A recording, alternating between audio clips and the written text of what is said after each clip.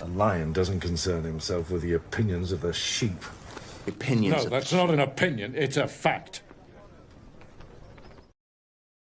Still one of the greatest character introductions of all time. I love Tywin so much. So much. I really, really like it. Anyway, I've gotten this requested a few times, and I figure, you know what, might as well. I wrote this a while back. I realized partway through writing this that I was going to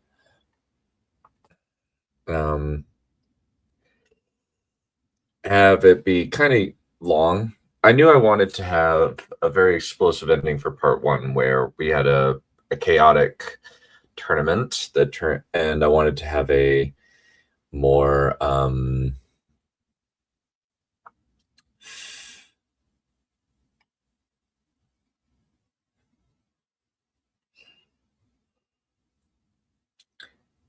I put it.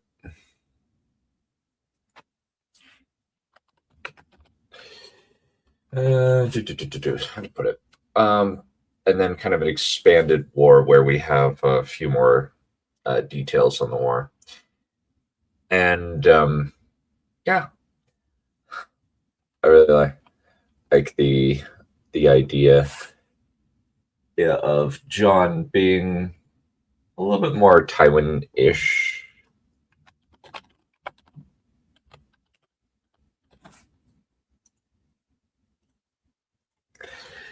But yeah, I quite liked this one. I honestly was like, you know what, let's just have Tywin think about making Jon into his tool, because he would be like, I want to make this kid into a tool and utilize him rather than kill him, because that would make a lot of problems happen if you killed Jon. Yeah, that's the main thing. Those are kind of the main things that I thought of. I also wanted to use Jenna Lannister for the first time, and use her as a prominent person. So that was my thought. Anyway, let's get started. The night is dark and full of theories.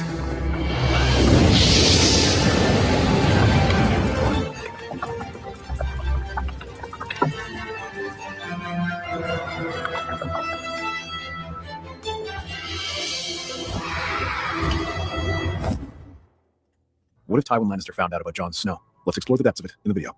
If this video gets 4,000 likes, we'll release part 2. Tywin stands near the dais in the Great Sept of Baelor, proudly looking at Cersei and Robert as his golden-haired daughter marries the black-haired king. When the vows are pronounced, Tywin lets out a long, satisfied breath. Finally, his bloodline was on the throne. One thing catches his eye: Ned Stark watching the proceedings with a small bundle in his arms. Tywin had seen him carrying the child around the Red Keep as if he didn't want to let the baby. I guess my thought was it's a way of hedging his bets.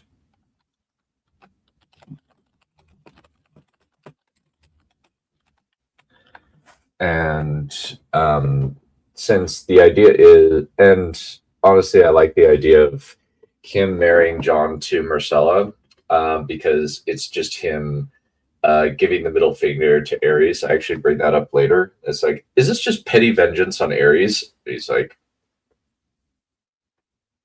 leave. But yes. Yeah.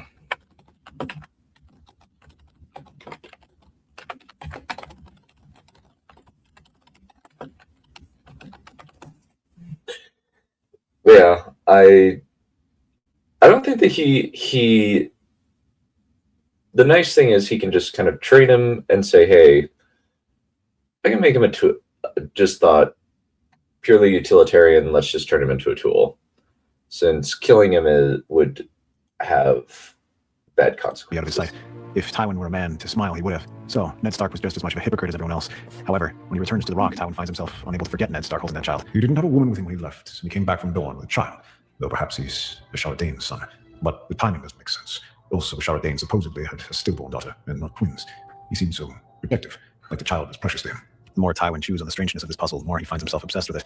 Often he sits in his office, stewing over the puzzle. Ned Stark wouldn't do something like that, especially not during the war. Besides, even if he did, the timeline and locations didn't make sense. That boy and his mother were significant to Ned Stark, enough to leave his honor at the door and defend his new wife. If he could find leverage on Ned Stark, then he could exploit that, even if the North didn't have mineral resources. If a war were to break out, having an army of Northmen on his side might be something to consider. Finally, I don't think that Tywin is a man who can ever really be satisfied. He had taken vengeance, but Tywin's always one of those people that wants to push it just a little bit more. And if he can get more, he will pull for more. That's kind of the idea. And with this, one of the problems with this is if Ned is if we kind of go with the theory that he's Ned's bastard, Ned's story and timeline falls apart very quickly. It also falls apart if he's not Ned's bastard, because when was he conceived?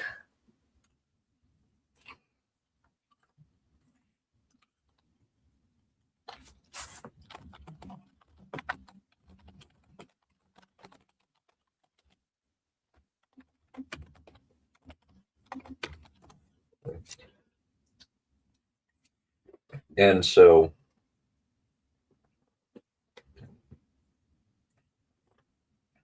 my thought is, with this, we just talk about how the story that Ned makes doesn't make sense. And he's thinking, all right, this doesn't make sense. Why does this not make sense?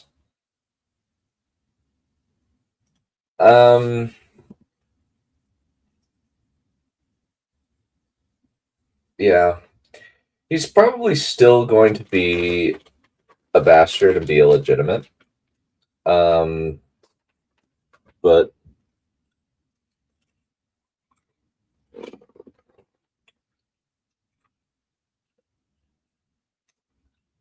yeah, that's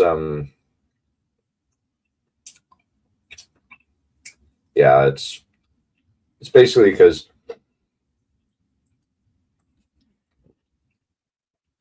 good old Ned does not think ill of Rhaegar ever. It's weird. And apparently he never thinks of him, which is also dumb and weird. But yeah.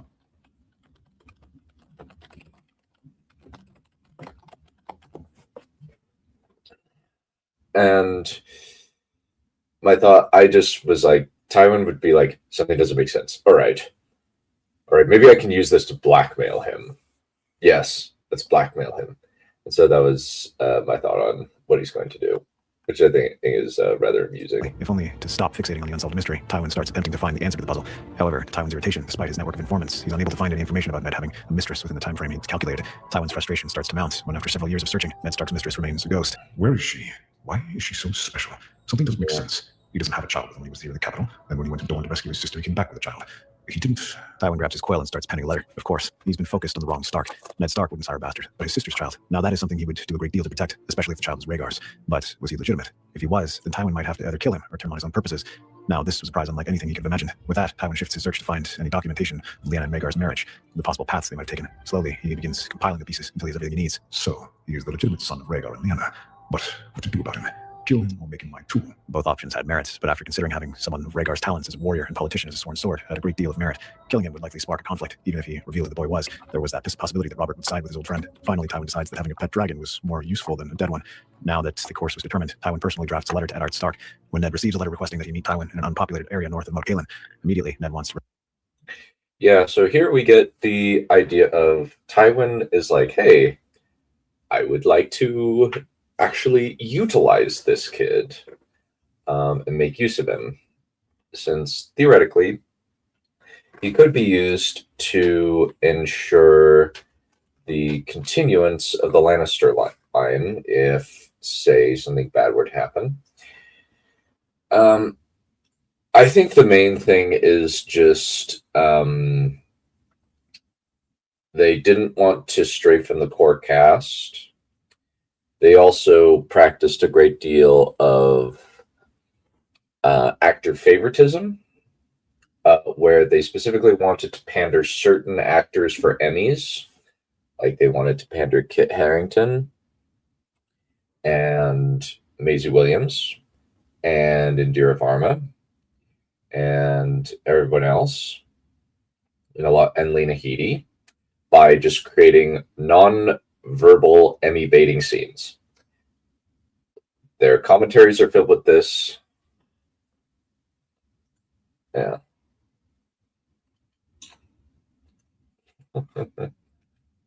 That would be very funny. I would like that. Yeah. But now we have a meeting of two very strong-willed men. Refuse the request, but then he reaches the end of the letter. Your boy is of great interest to me. I see a great deal of potential in someone with his lineage. Oh no, he knows about John. Ned runs his hand over his face, horror dawning over him. This was the worst case scenario. He'd kept him hiding not just from Robert, but Tywin as well, especially after the sack of King's Landing. If the old lion knew, then he had Ned backed in a corner. Reluctantly, Ned pens the letter and sends it to Tywin. Cold wind swirls around Ned as he watches Tywin ride toward him with a group of retainers behind him.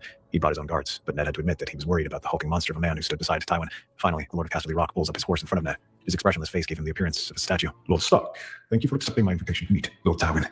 Shall we speak privately? Tywin nods and rides off out of earshot to one of the old barrows with a pair of rocks set aside. Both Tywin and Ned sit down in front of an old tomb, eyes not flinching away from each other's gaze. For a moment, the old lion and the quiet wolf stare at each other silently until Ned breaks the silence. So, what did you want to talk about?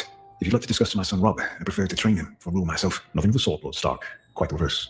I'd like to take the boy as my ward. Ned stares at Tywin, trying to come to grips with the words that he's just heard. The image of the dead Targaryens rising in his mind, and now the man who ordered that atrocity wanted Lyanna's boy to come south. No, that will not happen. I'm not letting him anywhere near you, not after what you did to Elia and the children. Lord Stark, if those children were allowed to live, war would have been inevitable. However, I see this boy as having great destiny. The dragon with wolf's blood is a combination that has potential. Why should I let him be warded with you? He's my sister's son, the last piece of her that I have. Because I dislike mediocrity, Lord Stark. If he's allowed to languish here in the north, where you don't push him to reach the heights such a lad is capable of, then a potential force of change in the Seven Kingdoms would be wasted. I want him to be a normal child, spend time with his brother, meet a girl, fall in love, learn at his own pace. The only thing that will be different about what I have planned for him is learning at his own pace. I want him to rise to the heights of excellence reached by the greatest of his forebearers. Another Aegon the Conqueror, Aemon the Dragon Knight, Daemon the Rogue Prince, Daemon Blackfire, Daeron the Young Dragon. All of them were great men, and his could be etched among them in the histories. Why would you want this for him? Truthfully, I'd like to have such a lad in my service, and perhaps ensure the future of my house by making sure he's a part of it. So, is that it? You want to use him? Your daughter is already queen. She already has a son and a daughter. Your line is secure. Well, my granddaughter needs a good match, and if I can make him into another Dragon Knight, or better yet, Daemon Blackfire, then perhaps the king could be convinced to legitimize him and make him into a Stark. Surely the boy would appreciate a chance to show his quality, become more than just a bastard and wed a princess. Ned digs his fingernails into his palms, face set in an expression of grim displeasure. Tywin takes a long, deep breath through his nose. He'd have to try a different tactic. Do I have to try the stick rather than the carrot, Lord Stark? We both know the unspoken dynamic at play here. Despite himself, Ned deflates. Tywin was right. He did have all the power in the situation. He could simply reveal Jon, and then Robert would demand his life, or there would be Targaryen loyalists who would try using the boy. Either way, he had to choose. Fine. But Lord Tywin, I want your word that no harm will come to him. If anything happens to Jon, I will come down on you and destroy you. Glad that you've decided to see reason, Lord Stark. Do not worry, I would sooner destroy a stained glass window than a child with his potential. So, shall we let bygones be bygones, and be at least somewhat aligned? Think of it as a way of cementing a new era for both our houses. I suppose. But Jon's secret must be kept, even from him. Why? He should know what his legacy is. He stands to carry forward. He has a legacy. The legacy of House Stark. Lord Stark, while your house is ancient, what great deeds has House Stark done by comparison to House Targaryen? What legacy have your forebears built? We have a long-standing reputation for honor and loyalty, the best army in the Seven Kingdoms, and we have lasted for centuries with no break in continuity. Unlike House Lannister, Tyrell, Baratheon, Tully, or even Arryn, we've lasted since the Age of Heroes, and have even built a lasting peace and a relationship of trust with our bannermen. All things you can't buy with gold, or even force with fear. Tywin's face twists with anger at the veiled insult. How dare the wolf judge the lion, especially when he offered something the other houses. Yeah, so yeah, I'd be interested to take a look at that one too. I imagine that the rebellion is going to get smashed due to the fact that if Tywin and Aerys are good friends, that pretty much destroys the rebellion, because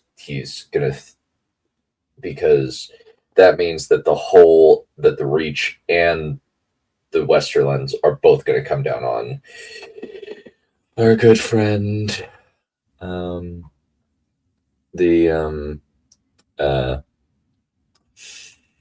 both come down on the rebels. But as far as this scene, I'm honestly very, very proud of this scene. The reason being, it's just a really good clash of ideas and values between two very different men, where Tywin is telling him, hey, and kind of insulting him. I don't know. Part of the problem is it's likely he's going to it's kind of funny. There's a lot of theories that John might become a bad guy and become Night's King, with Melisandre as his equivalent of the Corpse Queen, which I'm all for, honestly. I think that would be interesting.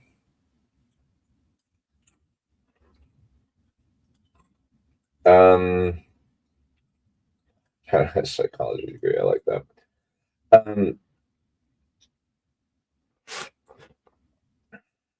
I would say quite a bit changes. Rhaegar's crowned, becomes the Rhaella rules as regent. I did not. I suggested the idea to the other writer, Quaid, since I was like, yeah, this looks relatively interesting.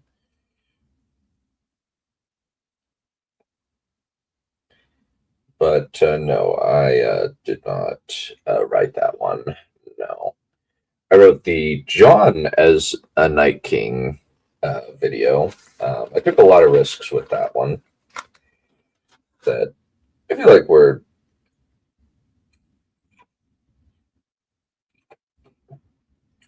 pretty fun. But with this one, it's just Tywin very much wants to use Jon for his own purposes, most likely nefarious purposes. And he ends up but Jon kind of still maintains a measure of his autonomy and just says, hey, I don't necessarily want to be like that.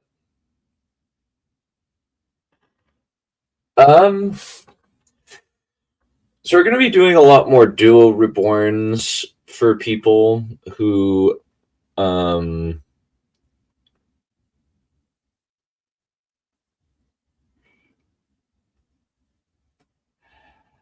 where there's brought back for a specific purpose. That's what we're going to be experimenting with in the future. That's what I know.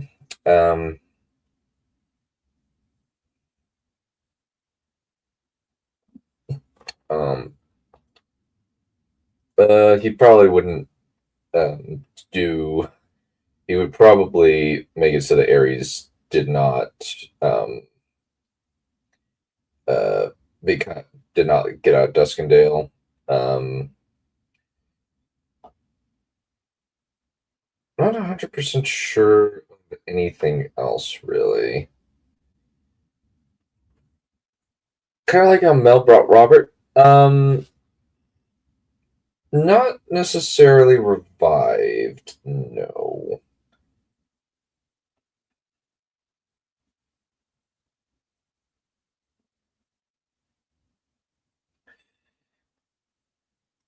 Syrio. Well, the thing is, we have no idea about Syrio Farrell. He's kind of a mystery box, sadly. Nobody really knows anything about that guy.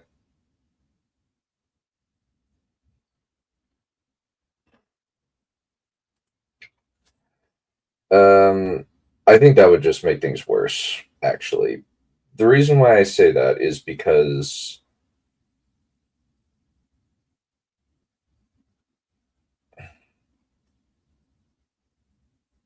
the Rhaegar would just be like, well, the problem is if Barristan saves doesn't save Aerys, that means Daenerys is never born. That's one of the problems.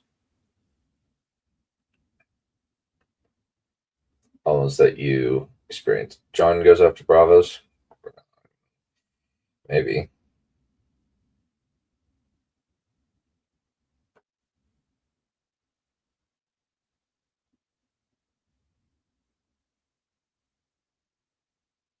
Maybe that'd be interesting to say the least.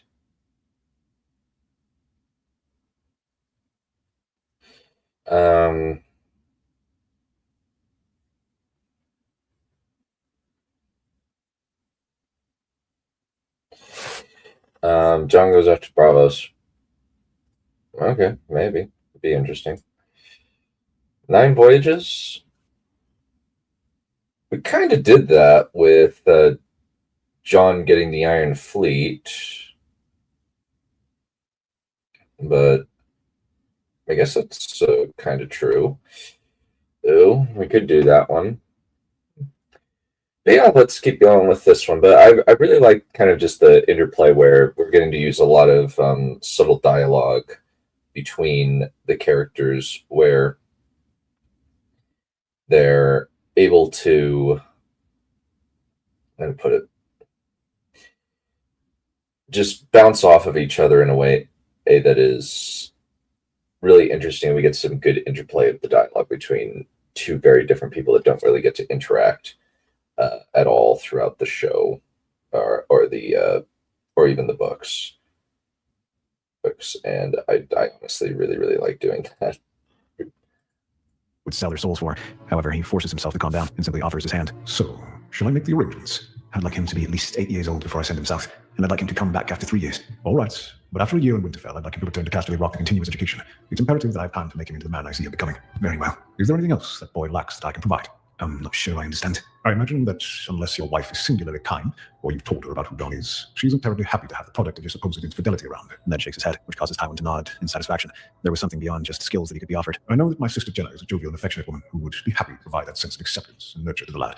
Would that assuage any possible misgivings you might have? Ned had to admit that having someone to actually be a mother to Jon did appeal to him, though perhaps he should tell her. No, it was bad enough that Tywin knew, but maybe if he were out of sight, then Cat might not be cold to him, and if he were to enter Tywin's service, then he would have a future. Fine, we're aligned, but I don't want him to become like Jaime. I want him to be a good man, a man who can look back on his life and be proud. There is no such thing as good or evil, Lord Stark. There is only power and legacy, and those too weak to reach out and take it. With that, Ned stands up and walks back to his men. When he returns to Winterfell, Catelyn is amazed that Tywin Lannister of all people would accept Jon as a ward. However, she insists that Ned allow this, mainly because she wants Jon to be out of her sight. The insistence to get Jon to leave makes him even more certain that this is the correct choice. Once Tywin gets to the twins, he has Walder Frey send a message to King's Landing, asking for Jaime to come to the Rock. As soon as Jaime arrives, Tywin has his son and his sister sent to his office. There is a matter of the utmost importance that I need to discuss. Yeah. So I am honestly very happy with how this little bit turned out. I very much like writing Jenna Lannister. I think she's great.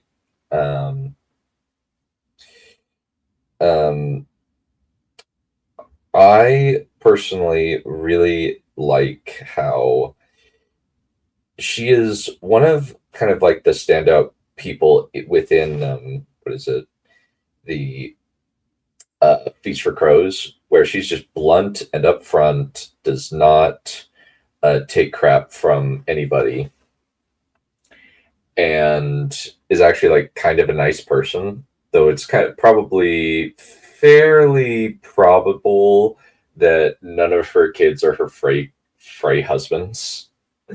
And she's probably like cheating on him extensively. Probably. I think that there wouldn't. The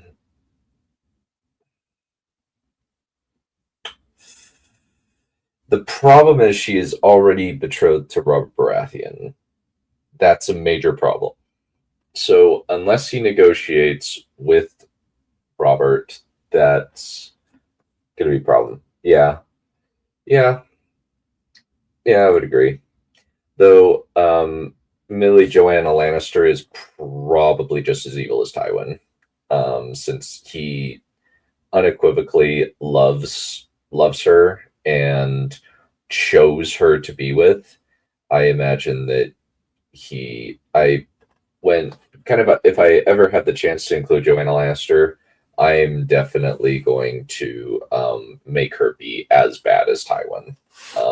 Since I don't think that she would be a good person. She's not a good person. It doesn't have any morality.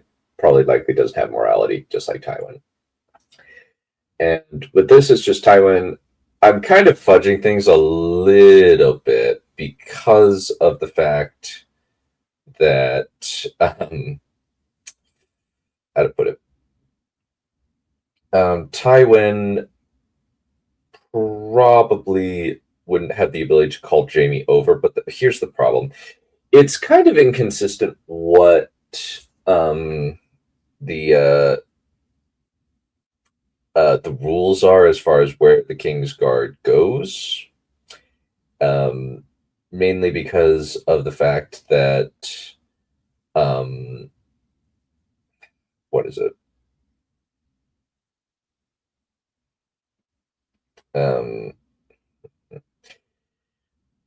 He is there at Casterly Rock when Tysha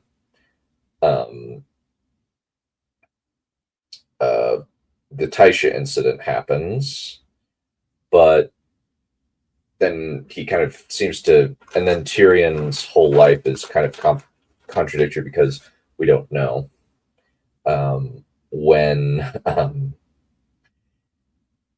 what is it? We don't know where Tyrion lives since he seems to go back and forth and it's very inconsistent. It doesn't make sense. It's very much one of those George did not think it out. But with this one, it's just Tywin is setting up what he wants to do for Jon. With both of you. What do you need, big brother? I've come into the possession of information that will solidify the future of our house for generations to come. Rhaegar and Lyanna Stark had a son, and that son is being raised by Ned Stark as his own bastard son. Jaime and Jenna both stare at Tywin, and Jaime stands up and prepares to leave. Where are you going? I won't let you hurt that child like you did his siblings, father. If you peace, Jaime, I'm not going to hurt him. In fact, I intend to have him as my ward. I want him to rise to a level of excellence to match any of the great names of his family, and if possible, legitimize him and wed into Marcella. So if any of Cersei's children become, well, unfit to rule, like my own father, then we will have a contingency in place. So why are you telling us this? What part do we have in this? I want the boy to feel like he's one of us, or at the very least, that he's welcome here on the Rock. Captain Tully is less than motherly to the lad, so Jenna, if you would be as welcoming to him as possible, it would go a long way to making him feel at home here. All right, I can do that. I can play the loving auntie. Jaime, I need you to push the lad to become another Daemon Blackfire, rather than his father. I want a prince who the realm can rally behind, not a dreamer who threw everything away on a whim. To that end, I need to integrate the boy with our family, to make him feel like he's one of us. I also need you to push him to become a good administrator and a capable warrior. That way he can be a capable hand to Joffrey. Jaime takes a deep breath and nods. Satisfied, Tywin leans back in his chair. Currently, the pieces were coming together. All that he needed now was the boy. Finally, that day comes, and Jon is to leave for the Rock, and the two saddest to see him leave. Yeah, so with this scene, I really wanted to illustrate that Jaime would actually be try to be a good guy in this situation and say, no, I'm going to leave. I'm not going to let you hurt him. And Tywin's like, no, I'm not going to kill him. I need to use him, which is technically better. But it basically just means that he'll be Tywin's tool for the rest of his life. That's kind of the idea. That would be very interesting. I would love that. I would love to do that. That would be fun.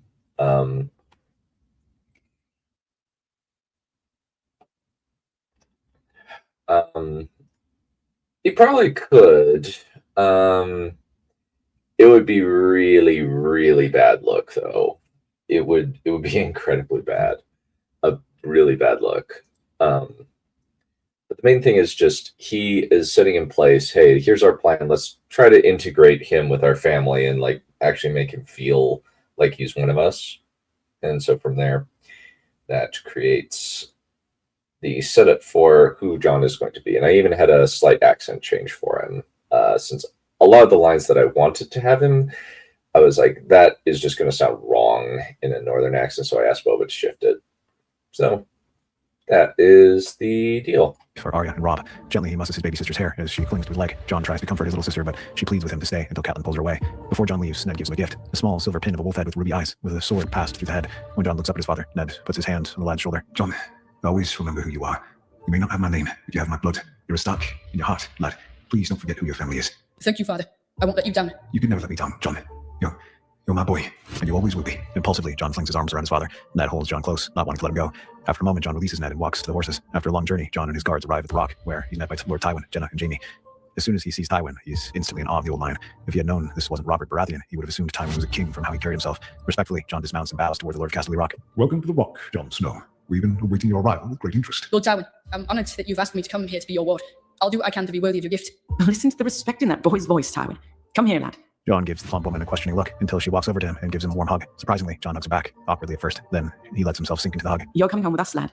Don't you worry. We'll take good care of you. John doesn't know what to think as he's brought into the rock. Lord Tywin might be stern and slightly intimidating, but Jenna treats him like he'd always wanted Catelyn to treat him. And he'd heard so many stories of the legendary Jaime Lannister that he didn't know what to say when the knight kept on asking him questions about the North and his life and interests on the way to Tywin's office. All the while, Tywin watches Jaime and Jenna talk with the boy, carefully cataloging all of his answers.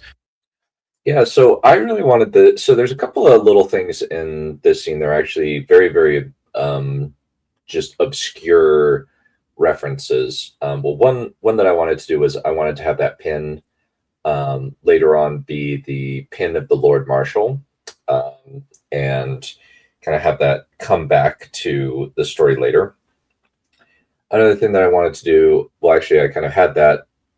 Well, I eventually had that when I was writing the second part, and decided to bring it back more than anything, more than kind of it was planned. The second thing that I had was that I wanted to do here was there was a podcast on the Lord of the Rings movies, and they were actually talking about a panel appearance by John Noble, the guy who played Denethor. And the guy who was running the podcast, he apparently went up to ask a question of Mr. Noble, and he said, and just the way that he said it was like really respectful and really really appealed to Mr. Noble. So Mr. Noble said, "Oh, listen to the respect in that voice. What's your question?" And just kind of as a great presence without being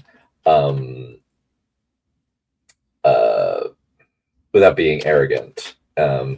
And I really like, and I just wanted to include that where she's like, "Oh, come here, he's so cute," and Amy and Jenna being almost like second parents to little Mr. Jon Snow, and having a whole bit where he finally gets to have a mom figure who likes him, and I just thought that would be very cute to have, where he's actually got a decent life. Finally, they enter Tywin's office. And I very much wanted another thing that I wanted to. Yeah. Oh, this boy made me honorable. Indeed. I like having little Tywin Lannister redemption stories. I think they're fun. I do need to do I've done a couple of Cersei redemptions, though I need to do a full one. I really do want to do Cersei is completely bug nuts crazy. I think that would be really fun. But I wanted to make it clear why. Yeah, that'd be great. Yeah. I do want to do one theory that I do want to eventually do is, what if Kevin Lannister became Kevin McAllister up King's Landing for the arrival of the Golden Company? That would be really fun, to say the least. Mainly because I just think that would be just absolutely freaking hilarious. And really, we're just going in and keeping on with just integrating Jon into the Lannister Sit down. family. So, John, you must be wondering why I've decided to have you as my ward. Yes, I never thought I'd be asked for or wanted by anyone other than my family. I'm only a bastard after all. You're not going to be treated like that here, John. Think of us as your family. Thank you, sir. That is very kind. Honestly, this is all so much. I don't know what to think right now. You've not gotten much in the way of affection, have you, John? It's all right. You can tell me, and you can call me Aunt Jenna. Tywin clears his throat, trying to get the conversation back on track. Gina gives him a scolding look, but Tywin ignores his little sister. I brought you here not just to give you experience in the South with a different level of resources, but also to push you to achieve a level of greatness that you won't be able to reach if you were allowed to languish in obscurity in the North. John swallows nervously, then nods. After he asks what Tywin wants him to do, the Lord of Casterly Rock lays out the regiment he has planned for John. 5 days out of the week, 3 hours in the morning with Lance and Sword with Jaime, 2 hours for leisure and recovery after training, and then 3 hours studying administration, politics, tactics, and history with Tywin himself. The remaining 2 days, he will only have to study for 2 hours, and the rest of the time is his to use as he pleases. Initially, John stares at Tywin, a little overwhelmed, but then he glances down at the wolf pin on his shoulder, seeing that firms his resolve. He was his father's son. He had his blood. He would prove himself. He promises to live up to Tywin's expectations. Pleased, Tywin rounds the table and places a hand on John's shoulder approvingly. The next couple of weeks are the hardest John has ever experienced. It becomes a blur of training and information. However, Yeah, so let me just talk about this scene before we do it. It's mainly just Tywin is just being extremely businesslike and just kind of being a dick. And the thing that I wanted to illustrate about this is just Jenna actually legitimately actually cares about John and legitimately cares about John already and thinks he's a good kid and wants to kind of just be his aunt, just likes the idea of being his Annie.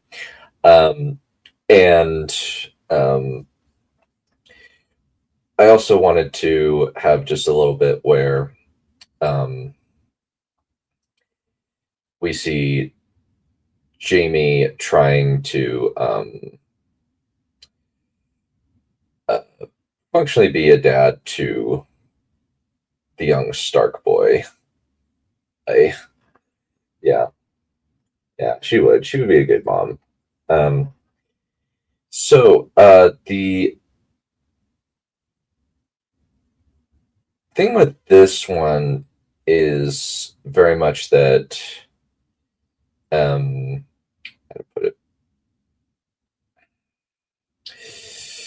Well, she's 15 years older than him, which is kind of funny, honestly. But I think that it's very, very funny that she wants to the main way that I can think of that would happen is if they get married before he ever marries Joanna Lannister. She would have Joanna Lannister would have to die. Joanna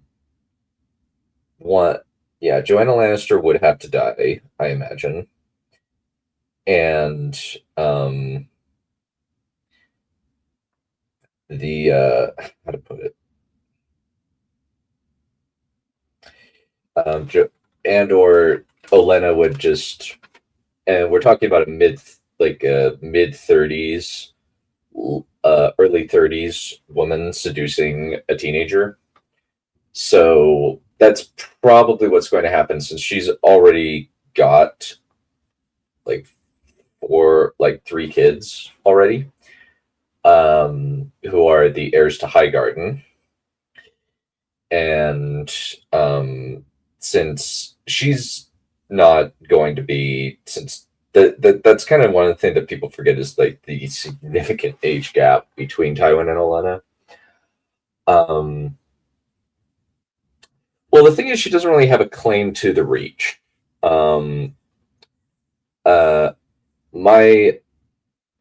Since one of the things is he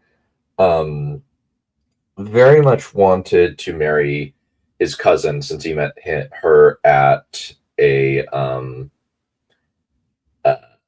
court.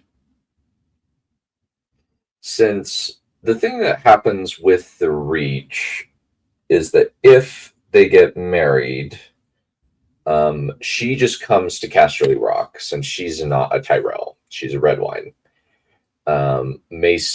Ace's dad, Luther Tyrell, married her instead of the girl that he was going to marry. And that created probably was quite the scandal. Endel.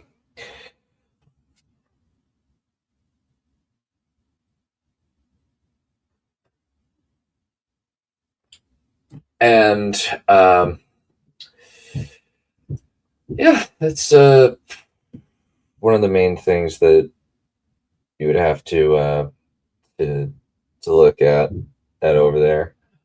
But yeah, and then we just have Tywin training John. That's John doesn't complain. He just pushes himself harder and harder until, at the end of the 5th day, John collapses on the ground at the end of one of his training sessions. Jaime immediately tosses his sword aside and rushes to John. When Tywin initially hears, he's disappointed until Jaime, Jenna, and the Maester explain that John had simply pushed himself too hard on his own. Cautious, Tywin sits down next to John as the boy tries to sit up. Don't get up, boy. Why did you push yourself so hard in the yard? I don't want to disappoint you, Lord Tywin.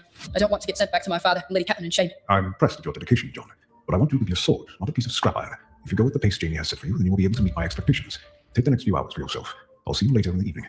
Jenna, take the lad into Lannisport for the afternoon. After his day out in Lannisport, John joins Tywin in the library. Tywin expects the boy not to apply himself after a longer day of leisure, but instead, John listens avidly to everything he hears and recites back the information he's told. And then after Tywin leaves for an hour to take care of an urgent matter, he finds John still studying with several books in front of him that had not been part of the curriculum. What are you doing, John? Sorry, Lord Tywin. I was just comparing the accounts of the Dance of Dragons. I'm not very far in. I just wanted to get to the bottom of what happened. On your own. You are very diligent. Like I told you, I want to stay here. If I don't work hard, you'll send me away. At that point, Tywin knows he has the boy right where he wants him. Despite how difficult he'd have made it for John, the boy wants the life he has here, and Tywin can leverage that. Casually, he sits down next to John. All right, John. What have you found from the 3 accounts of the dance? 3 years come and go, with John's... Yeah, so I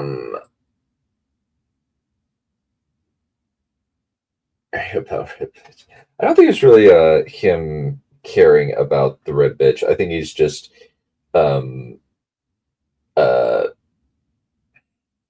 he just doesn't want to be around Catelyn,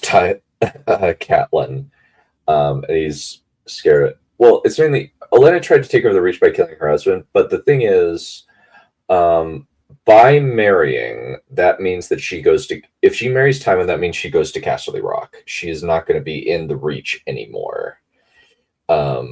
She might be the regent, but that creates a some problems.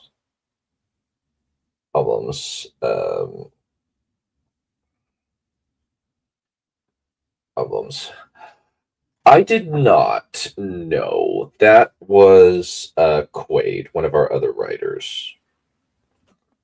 Oh yeah, she could go there, but it's just that as soon as she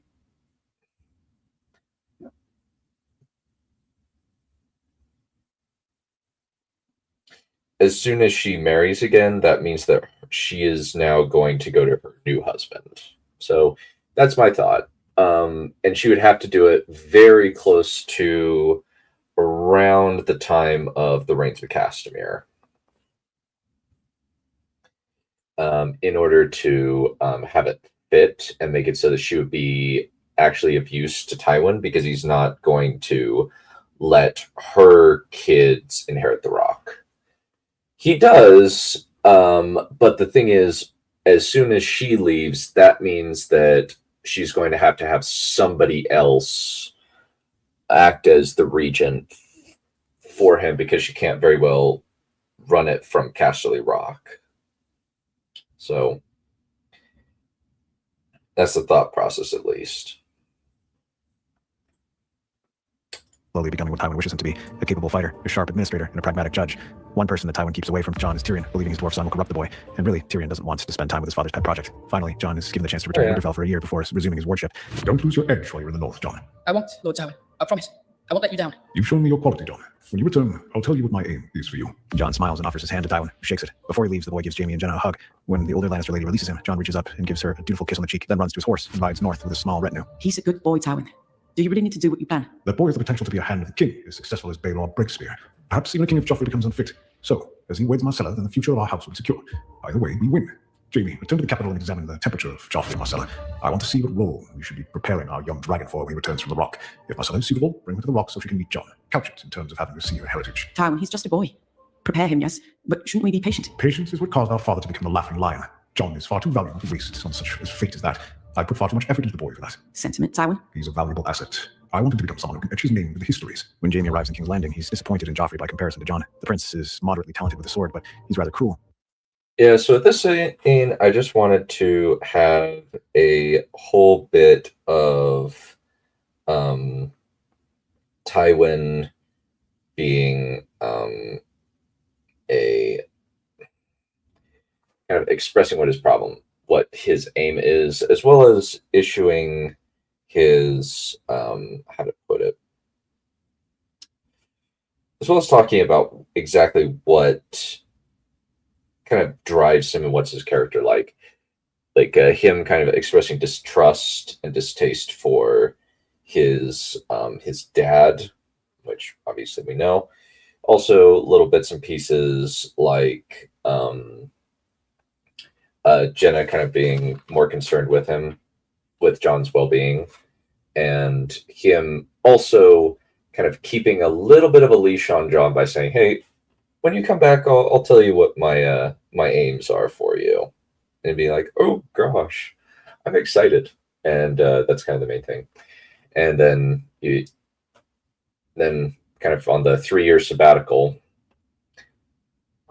he just tells him, "Hey, go to the north. Um,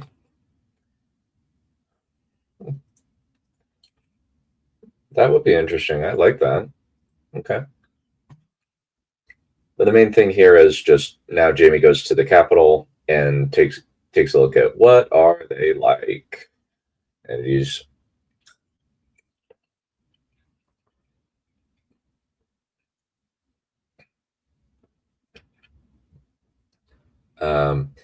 going to be very displeased at his son. Enjoying hurting small animals. Even though he's still young, Jamie can see traces of Ares in his son. By contrast, Marcella is sweet and kind, more similar to Queen Rhaella. When John arrives in the north, Arya runs out to meet him along with Robb. At first, Ned is apprehensive to see what kind of boy John has turned into under Tywin's tutelage, but he seems like he's simply more confident in himself. When Robb and John spar, the dark-haired boy often disarms his brother, but whenever he does, he teaches Robb the trick. Now that he's back, it's still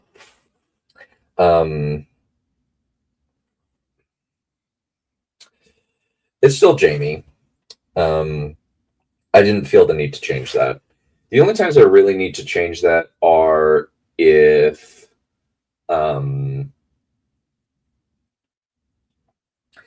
Jamie is, say, in the north or elsewhere.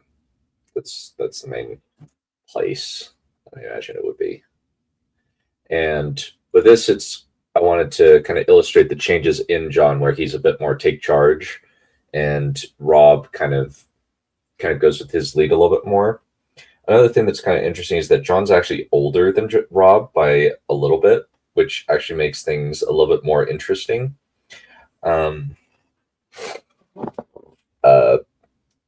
you really think about it, because if he's legitimized, he has kind of a claim over Robb if he takes if Winterfell happens, which I think is very amusing.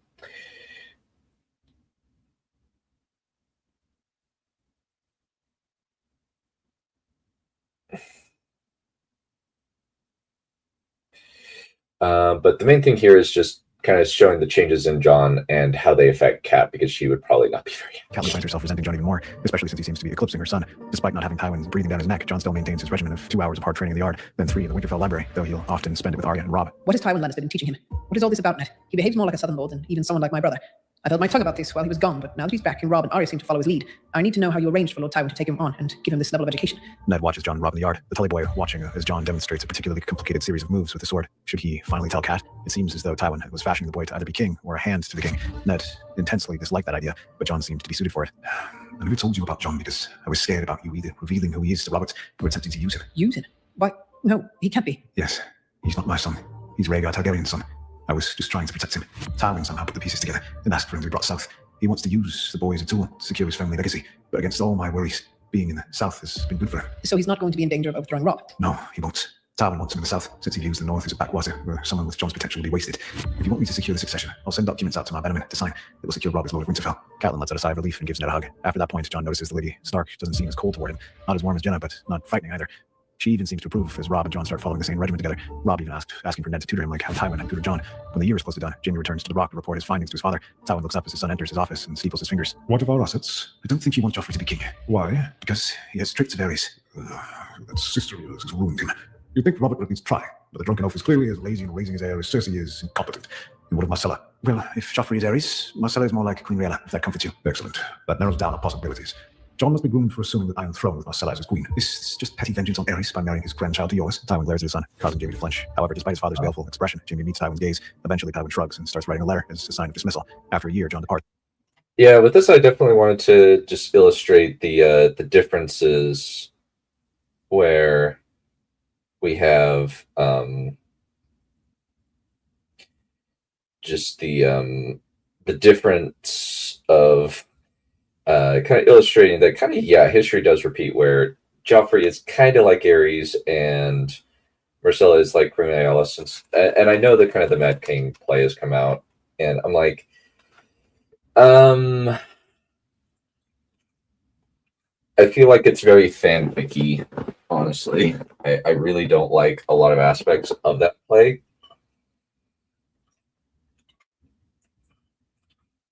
And honestly, I just have, I just am like, they mind stuff. Aerys Targaryen or Jon Snow? That would be interesting. That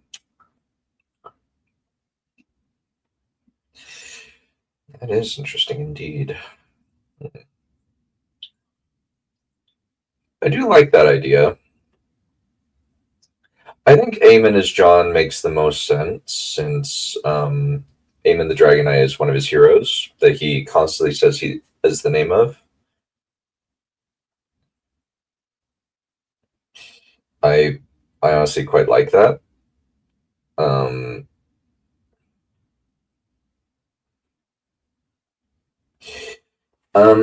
I would like Viserys more than Jon, because I think that Maegor would basically be a Punisher-esque figure inside of Viserys's head.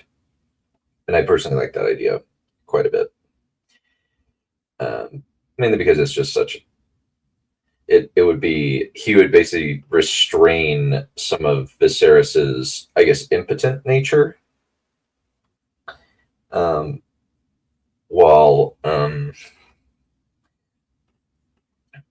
stoking some other bad aspects of his personality. And with this, I just wanted to have kind of a... Maegor would be sad. Well, I think it would be sad that Balerion died, yeah. Yeah, I would concur. I think the main thing with these two scenes is just we see the difference in Jon, but also Ned finally goes, all right, fine, I'll tell you, but I'll do what I can to reassure you. And from there, Kat's a little bit less cold toward Jon. And that's one of the deals here. One of the main things that I really like about the Jaime and Tywin dynamic is that Tywin is just frustrated at Cersei, and that's kind of a theme throughout this, where he just says, ugh, why is she such an idiot? And is just kind of displeased with him, or with her, and kind of illustrating, is this just petty vengeance? He's like, yes, leave. Back to the rock. When the young lad arrives, he's surprised to find a wanderer waiting next to Tywin and Jenna. Respectfully, John dismounts and kneels, offering his hand toward the princess. Princess Marcella, it's an honor to meet you. My grandfather and my uncle have been telling me a great deal about you, Jon Snow, as has my aunt. I'm interested to get to know you, if only to see if what they say was true. They make you out to be another Daemon Blackfire. Oh, I don't think I'll be leading any rebellions against my brother. Princess, he's going to be Lord of Winterfell, and I'll probably join your grandfather's service. John, why don't you escort Marcella around Lannister with me? She's never been here before, and I imagine she'd appreciate a gallant protector like you to keep her company. John accepts the invitation and spends the rest of the day showing the princess around Lannisport. During the excursion, he treats Marcella with every possible courtesy. Tywin, Jenna, and Jaime and Tom And as he does, he finds that the girl has a number of admirable qualities. She seems genuinely interested in the small folk she interacts with. Also, she is intelligent enough to actually engage with Jon despite being a couple of years younger than him.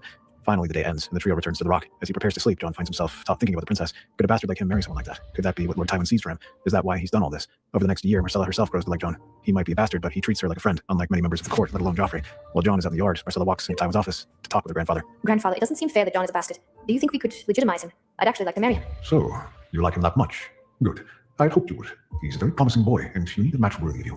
Do not worry. If you want Jon, I shall ensure that you have him. Now that Tywin is sure that the two seem to like each other, he has them spend time studying the book. Yeah, so with this, I really like the idea of kind of Jon and Myrcella kind of being a pairing. And I will fully admit that I took a lot of the ideas from the Tywin siding with the Stark, finding out Littlefinger's plans of siding with the Starks. But I feel like this was, I do feel like this is an improvement where I'm taking a lot of the elements within that theory and expanding them, giving them a little bit more room to breathe, a lot more depth. Even if we don't go north, where we have Tywin being forced to interact with Tormund Giantsbane of all people, which I think is one of my favorites. I'm very proud of that one, even though it was kind of my second one. I think that one, I've always liked taking risks with these theories. I think the riskiest one that I did was Robert Independence. That was one of the riskiest ones that I did, and it was actually my first. And then kind of I've done a few others throughout where I'm just like, all right, let's just completely go off on a different direction, and let's have some fun here. Well, a few things intact, but let's kind of change some of the trajectory here. And I think that Myrcella would like Jon because she likes Robb, and if she got to spend time with Jon and she got talked up, had him talked up, it is almost like a Daemon Blackfire. And there's even little bits of Daemon and Daenerys, which I honestly find referencing that periodically through my theories to be amusing. I feel like that's a good running joke.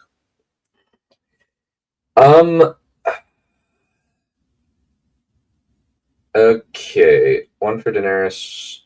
If Jon,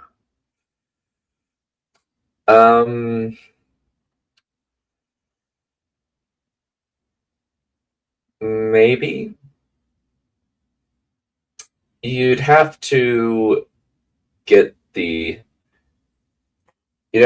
eggs to them. One of the things that seemed to be the case is that there needs to be a special Targaryen woman.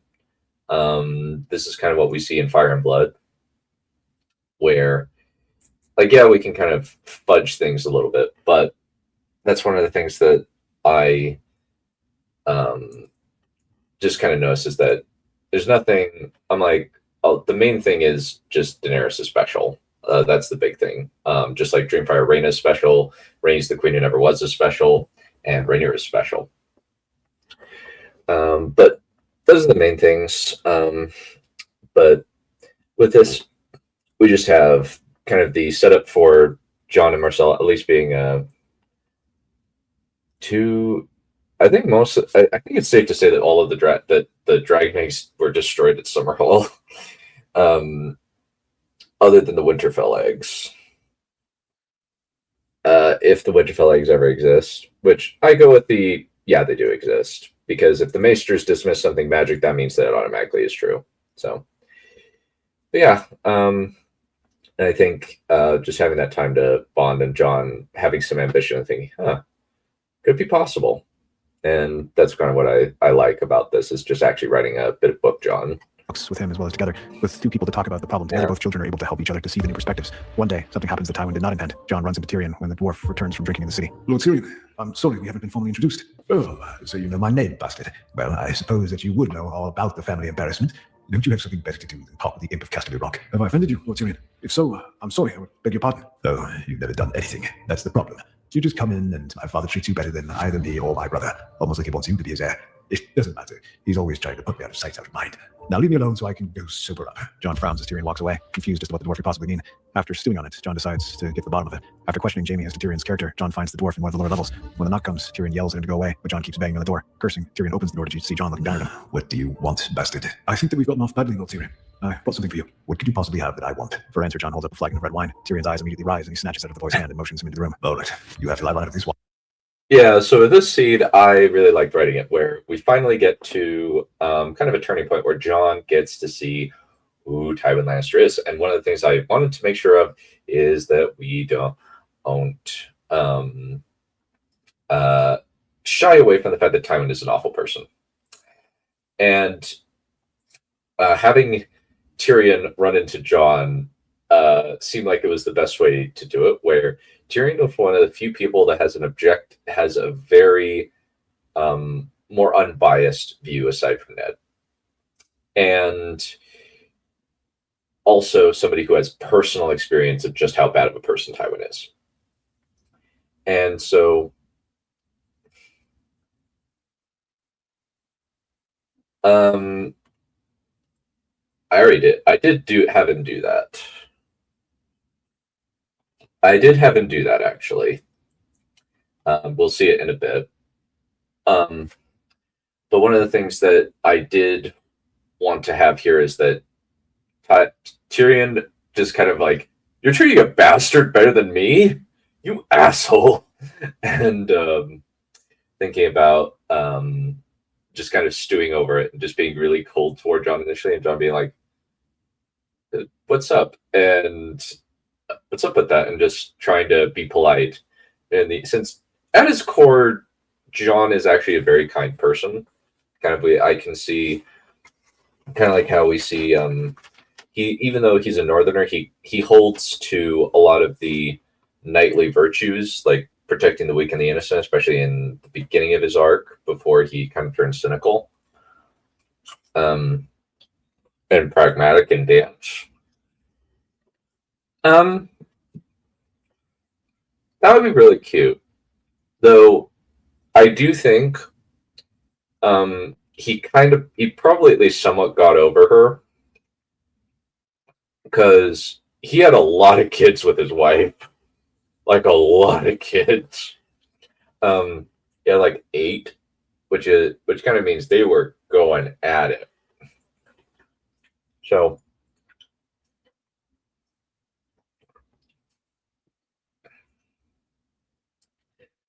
but yeah. Excuse me. But I also like doing the Temple of Doom thing, where there is nothing that you can have that you have that I want. Immediately produces thing that he wants. Fine, you have until I run out of this wine. Why, before I tell you to go back to whatever you and my father do, why do you dislike me? Because you're a bastard from the north who was brought down here and treated like a visiting prince. Next question. Does he treat you so badly? Oh, so my father has been showing you his somewhat benevolent side. Well, let me tell you something, bastard. Underneath whatever facade he's been putting on for you, he's cruel, vindictive, spiteful, and he'll punish you if you get out of line. Ask him about the Rains and Harbex or the Targaryen children sometime. Once you've outlived your usefulness, he'll discard you like yesterday's slop. Well, Tywin, really? He's always treated you well. Played the benevolent lord. Made you feel like you were special. I don't know why he's done all this for you, but he did the same to my brother Jaime, then discarded him as useless when he joined the Kingsguard. As revenge for all the slights he'd seen done to himself, he killed Elia and her children. When I married a girl who turned out to be a whore Jaime had paid to love me, he gave her to his guards and let me know exactly what he thought of his son marrying a commoner. And he's always treated me like filth. That's the sort of man he really is. John's mind reels. Could it be true? Tywin, the man who'd been as close to a king as John had ever seen, had done all that. But as Tyrion keeps on drinking, John finds that he doesn't have a counter-argument. Why haven't you left? Because I have nowhere else to go. The only other place I might stay is King's Landing, and then I would have to deal with my stupid, hateful sister. At least here I can hide in the depths of Casterly Rock and drink myself into oblivion. But aren't you his heir, since Jaime's in the Kingsguard? He should treat you somewhat well. Tyrion sprays wine over John's face as he starts howling with laughter. Before the wine can spill, John catches the flagon and puts it on the floor as Tyrion starts pounding on his chair. My father wouldn't treat me like his heir if all our family took the black or went to the Silent Sisters. He hates me, and he will never see me as anything but this spiteful little creature who took his wife from him. John looks down at his palms, carefully considering all that Tyrion had said. After a minute of silence, John stands up and walks over to the dwarf. To Tyrion's shock, John puts his arm around him. Nobody besides Jaime and Jenna had ever done that. Awkwardly, he pats John on the shoulder. Tyrion, what if I could give you a place away from Old Tywin? A place where you can be valued? You would actually do that? Why? Because my father would do that. And no matter what, Ned Stark will always be my father. With that, Tyrion decides that his future with this boy Yeah, so with this bit, what I wanted to do is have a kind of a turning point where John actually gets to realize who Tywin is, and Tyrion is able to tell. Um, yes, I did make the Rhaegar Hatch Dragon. I really like. I have been thinking about kind of a Dance of Dragons, a second Dance of Dragons with the Blackfires Rebellion for a while, and I also was thinking I really would like to do a Trial of Seven for Tysha, where Viserys lives, or at least with Viserys present and Jon present. And I was just like, yeah, I want to do that. And kind of it ended up kind of expanding, and I ended up fleshing out Sarah Blackfire as a character, because I really liked kind of just the idea of this bitter Zira-esque character, and I listened to My Lullaby fairly frequently to kind of get me in the mindset of her character. But if you want to learn more, I actually have a full commentary on that particular set of episodes. Yes, I really wanted to have a really really poignant death at the end of that one, where this ambitious but also just and good-hearted person dies in defense of what's right. And then kind of another point that I wanted to do here is that Ned Stark is Jon's dad. It may not have been your father, boy. It may have been your father, boy, but it wasn't your daddy. And I very much wanted to kind of illustrate that Jon takes a lot of Tywin's skills and some of his attitude, but fundamentally at his core, he is still Ned Stark's son, and he rethinks a lot of his opinion of Tywin. And I wanted to kind of include that because one of the things about that's interesting in the books is there's a little moment where they think that they meet where Stannis and Robert go to King's Landing and they see Tywin on the Iron Throne and they think he's the king.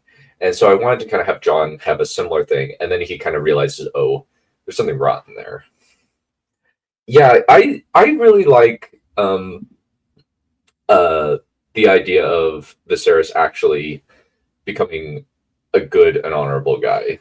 Though there will be a theory where that's going to come out, I think in tomorrow or the next day, where he is an antagonist, but he's a very decently competent antagonist, and he's at least still a person on top of being an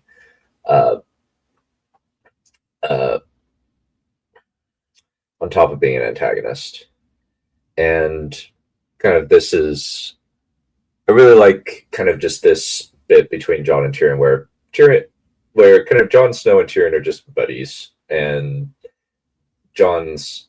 I do also wanted to make sure that we use a different image, because it just would not look good if it had a different thing. And I prefer to use that particular image for Jon as a Targaryen because it just looks better, honestly.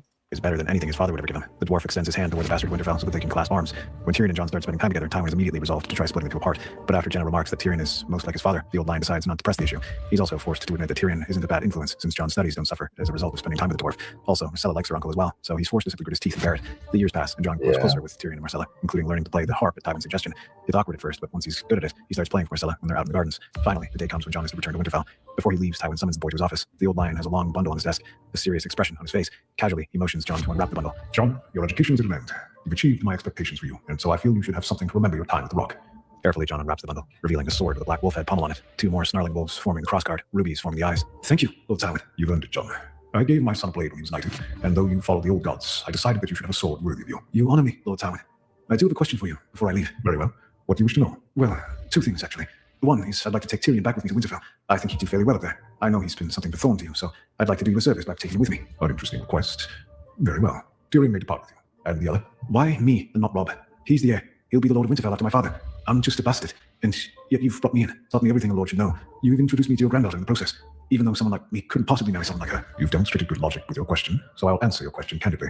However, I would advise you not to tell your father that I've revealed my reason to you. Tywin knew that Ned didn't wish Jon to know the secret of his parentage. However, he wanted to have Jon in his pocket. So as the boy looks at him with an eager expression, he pulls out a pair of papers he'd been keeping in his office for the past 2 years. These 2 papers reveal exactly why I wanted you to come and be my ward. Tell me, what do you see? One is a report from a peasant of my... Yeah, so with this bit, I wanted to have Jon display some smarts, where he doesn't just say, hey, can I bring Tyrion with me? He appeals to Tywin's kind of vanity and saying, hey, how about I do you a service, take your son off of your hands, since I know he's a thorn to you. All right, fine, I'm cool with that. You can get him out of here. And then we see Jon, as Tywin states, using logic. But also, I wanted to have it be that Tywin doesn't tell him. Instead, what he does is he says, hey, here's a couple of papers, put it together. And also demonstrating that Jon is smart enough to see the connection. Father leaving the town in Dorne with a child, and the other is a record of marriage between Rhaegar Targaryen and Lyanna Stark. Now put that information together, Jon. For a moment, Jon can't say anything. He just stares down at the papers in front of him. It couldn't be. He was just a bastard. But everything that Tywin had ever done now made sense to him. He wanted a pet dragon for his own ends. Why?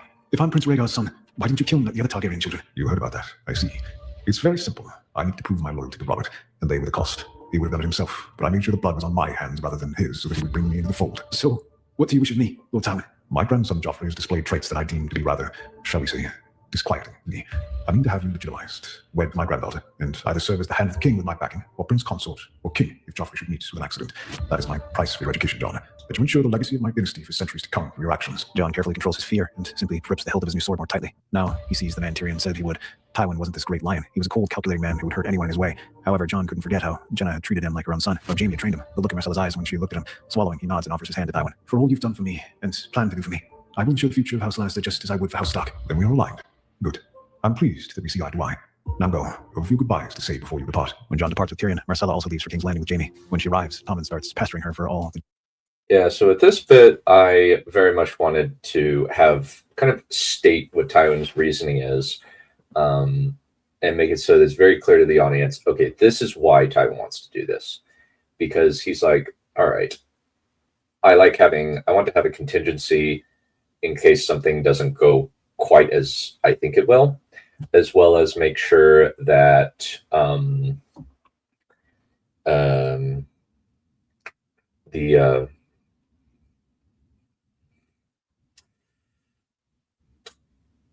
we establish that this is kind of going to be the aim of Jon, is that, yeah, he's going to try to maintain the legacy. And I really wanted to just kind of have these little bits of connection where Tywin acts as kind of a second mentor to Jon. So kind of those are the main commentary I have about that.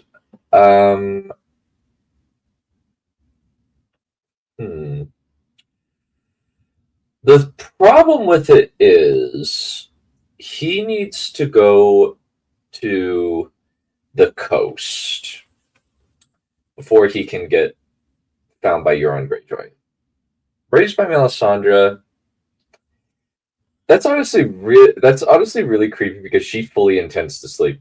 She's got it in her head to sleep with him in Dance of Dragons. Since she's talking about like inviting him to her chambers, creating shadows with him, and it's just like, yep, that's probably what he's going to be doing in Winds of Winter if he ever returns, which may or may not happen. So we shall see. But here is kind of the point where the bad things start happening. Why would he be taking him to Bloodraven? Bloodraven's beyond the wall. And the thing is, Bloodraven is actually not Three-Eyed Raven. He states that he's confused when Bran asks him, "Are you the Three-Eyed Crow?" Which is kind of funny. So it's more likely that the three-eyed crow is time-traveling Bran or something along those lines. But this bit is kind of where Marcella joins the plot, and she gives the game away by just being a kind of excited young girl talking about her crush. And then when Tommen is super excited to find out, and her mom is like, "Who is he?" And just have to, yeah. Details of her time with the Rock. Cersei listens to her daughter's tales. Yeah. But one thing stands out to her. Who is Jon Snow? You seem rather taken with this bastard boy. He was very kind to me, Mother. I like him quite a bit. He treats me like a princess. All boys are kind to pretty princesses. He probably just thinks about marrying you for your position. Don't talk about Jon like that. He's a good person. And Grandfather wouldn't want to legitimize him so we could get married if he didn't approve. That causes Cersei to go silent and start considering. Why would her father care about a motherless boy from the north? Why would he throw his prized granddaughter at Ned Stark's bastard, even if the boy were legitimized? It didn't make any sense. Another person to overhear this conversation is Varys. The spider carefully considers the options, then decides that he needs to investigate Jon Snow more carefully. When confronted about it by Cersei, Jaime simply shrugs and tells her that Jon was the only one of Ned Stark's children who he'd allowed to come south. Cersei is dissatisfied about this and writes a letter to her father demanding an answer as to why he would foster a bastard and even make allusions about Jon marrying her daughter. When Tywin receives the letter, he groans and rubs his eyes. Carefully, Tywin tells Cersei he was simply interested in fostering relations with the Starks and that Jon Snow promises a vassal down the road. When Cersei receives Tywin's letter, she crumples it in her fist, determined to find out whatever secret her father and brother were hiding from her. While Cersei flounders trying to shake answers from Tywin and Jaime, Varys proceeds with a more calculated approach. There were too many. Yeah, there's a contrast between Varys and Cersei, where Cersei is just wildly trying to figure things out and just trying to browbeat people, while Varys goes, "Hey, let's just go as spies." And kind of my thought process on this is just, ooh, this creates a great opportunity for chaos where Varys finds out because of Myrcella telling Cersei. And there's kind of that whole thing of, it's better if you do a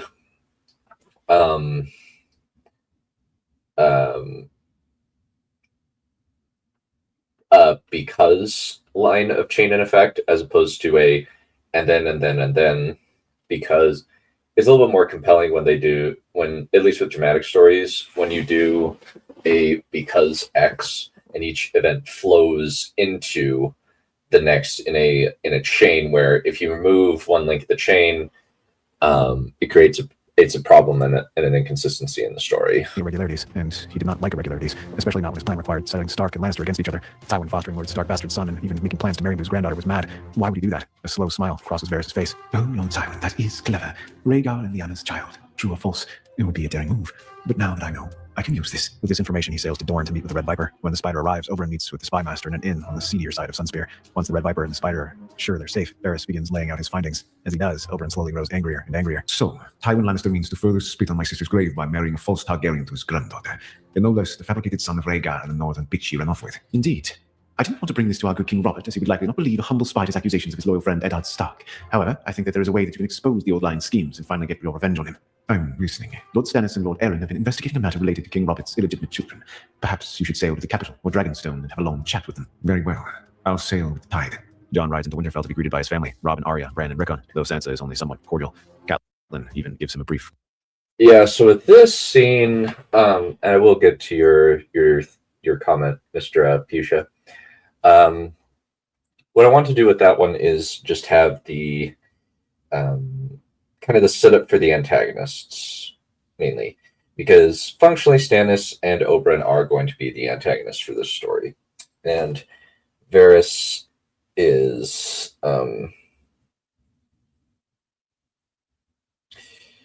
going to try to stir the pot a tad, and the best way that I could think of was to have kind of make it so that there's kind of a combination of two things that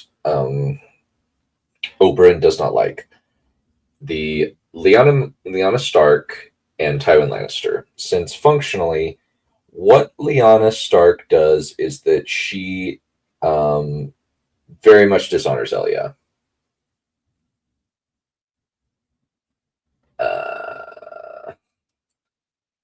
In this theory, you should add a thing to make it more good. Could you clarify? I'm not sure I understand this. Are you talking about this one, or are you talking about something else? I included pretty much everyone in this, and like had a place for quite a few different people, different characters.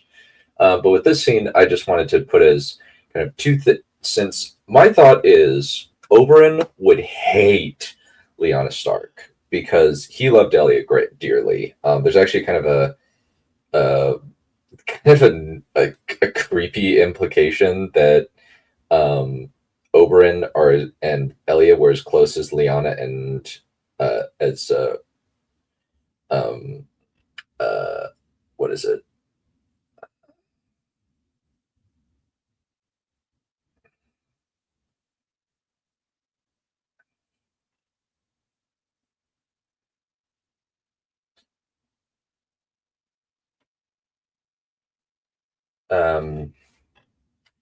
Because that's functionally dishonor and kind of weird that it's been since they have an incestuous relationship and it's kind of out in the open now. It's just kind of weird. So it's like, Oberyn, are you nasty?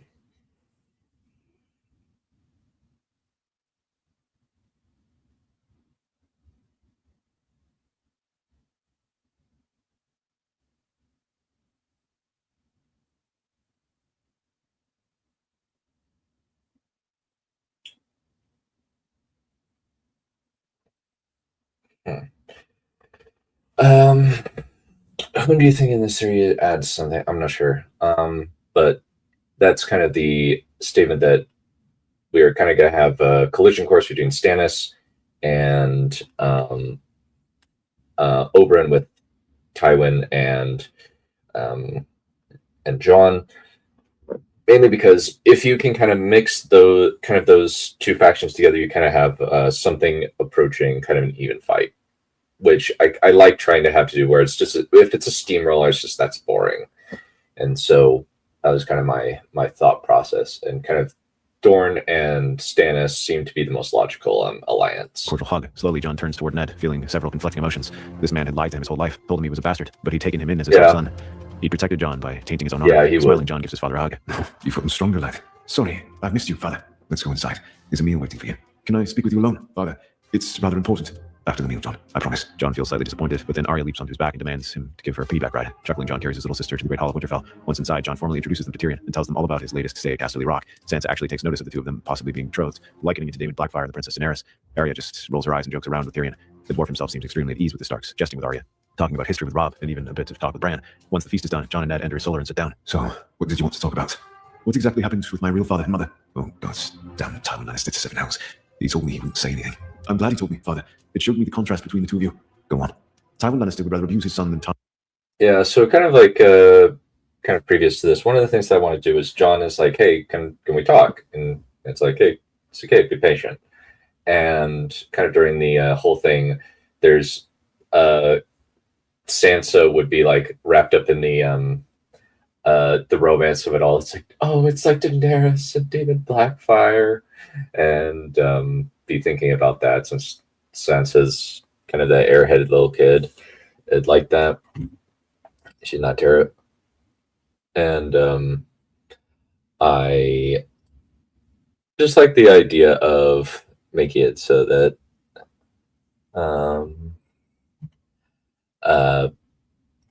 just kind of have that little fight. Even if she doesn't have a line, I thought that would be cute to include that. And then we have Jon asking, hey, what happened with my real father and mother? She's like, ugh, Tywin Lannister. And also, it serves Tyrion's comments also that I put in this, that it serves to contrast Tywin with Ned, and just the fact that Ned's a good person who raised a kid and even took a hit to his own personal reputation in order to do it. Oh, that's interesting. Well, functionally, the weird thing about the Faceless Men is that Jaqen H'ghar is an anomaly. He is not like most Faceless Men. The rule with Faceless Men is that they do not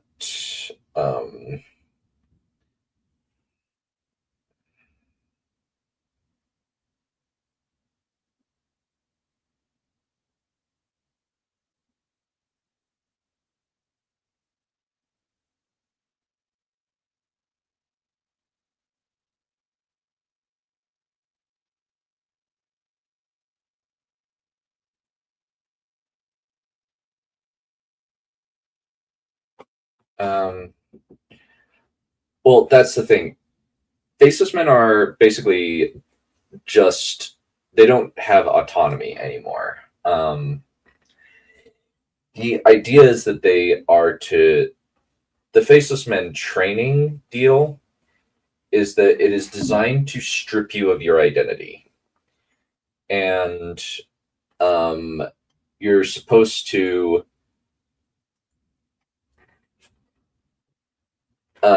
you're also not supposed to go for people you know or have personal vendettas with. It's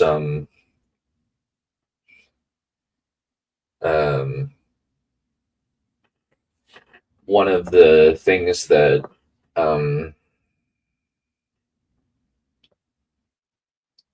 is weird about Jaqen. Yeah. Oh, I definitely agree. Who would constantly tell Danny what happened to them? Well, here's the thing. If they're raised by the Faceless Men, they're basically going to have their identity stripped really quick. Because Viserys is 8. And unlike Arya, when she gets to the Faceless Men, he's very malleable. Arya's very stubborn. Viserys is not as strong-willed and sure in himself as Arya. Basically, my thought is he's just going to be stripped and turned into another member of the cult. That's basically just what they're going to do. And that's kind of what we're looking at there. And then we kind of have also the contrast where Tywin kind of, Jon just kind of says, hey, you're my dad, and you're always going to be my dad. Tarnish his own image. You tarnished your image to protect me. I'm glad that you're my father, but I want to know the full story. I imagine you told Lady Stark, correct? Nature can make men stubborn, but the problem is that they're raised by Faceless Men. The Faceless Men are really good at stripping you of your identity. That's the point of becoming a Faceless Man, is that you have to become no one. And we don't even know a lot of basically even what the Faceless Men, like their whole training process is, because we're only partway through and probably George hasn't thought about it yet. But I don't think that Viserys would retain his identity under the circumstances of being raised by the Faceless Men. Right. That's correct. Before I tell you, what do you intend to do with this information? Do you want to press your claim? I want to be of use to my family. I want to use my skills to better the North, and perhaps the realm itself, if I have the opportunity. I know Lord Tywin plans to legitimize me and marry me to Marcella, though whether he wants me to be king after Robert dies or merely hand to whatever king he wishes to appoint, that remains to be seen. All right. It's a long story. Jon listens avidly as Ned explains everything about Rhaegar and Lyanna, the Tower of Joy, finding Jon in the tower. When Ned is finished, Jon leans forward and offers his hand. Well, I don't know about all the prophecy nonsense, but I'm glad to hear that both of them wanted me. So, how am I to be used to you? I have a number of skills now, and I'd like to use them. Going forward, I want you to act as my right hand alongside Rob. If you would go around to the north with Rob and show them all you've learned from Tywin, that would make things easier. I'll go with you to the mountain clans, but other houses like the Umbers, Flints, Mormonts, I want you to go along with the young Greyjoy. I did want to ask, did you give me the name Jon, or did my mother want me to be named that? She died before she could give you a name, son. She used her last breath to ask me to promise to protect you. I'm actually fine with that. I'm actually attached to being called Jon. It's my name, and I don't want to give it up. Jon and Ned discuss matters relating to the North, as well as... Yeah, so with this bit, I like experimenting with Jon's name and giving him different ones. One of the ones that and I just kind of have experimented, kind of made it different each time. I'm never going to call him Aegon. I think that the show naming him Aegon was the laziest piece of crap. Tywin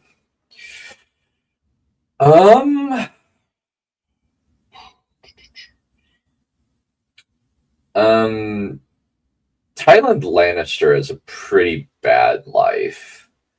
Theon Greyjoy, also pretty bad. I would say Rhaenyra's life is also fairly bad, since she's having to deal with the psychological bullying from Alicent.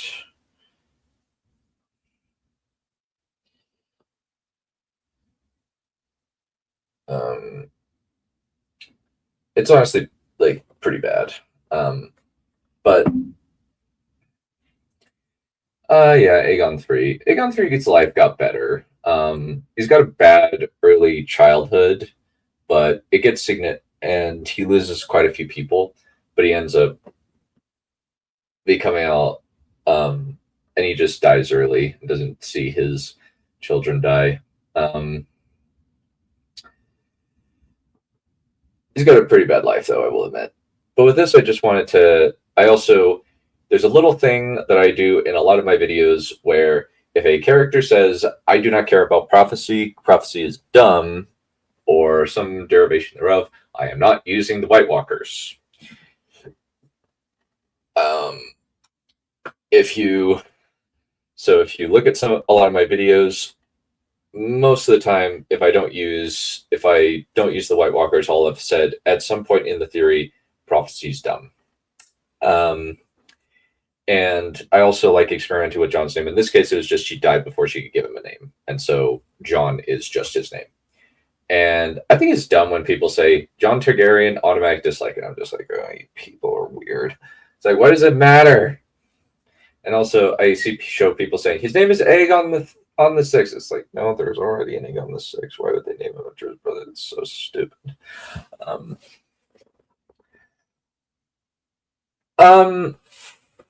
I've actually done the White Walkers a few times. I just try. It's just that one of the things is the Corpse Queen gets a mixed reception. Same with the Corpse Lord, because I'm just like, the White Walkers are so freaking boring.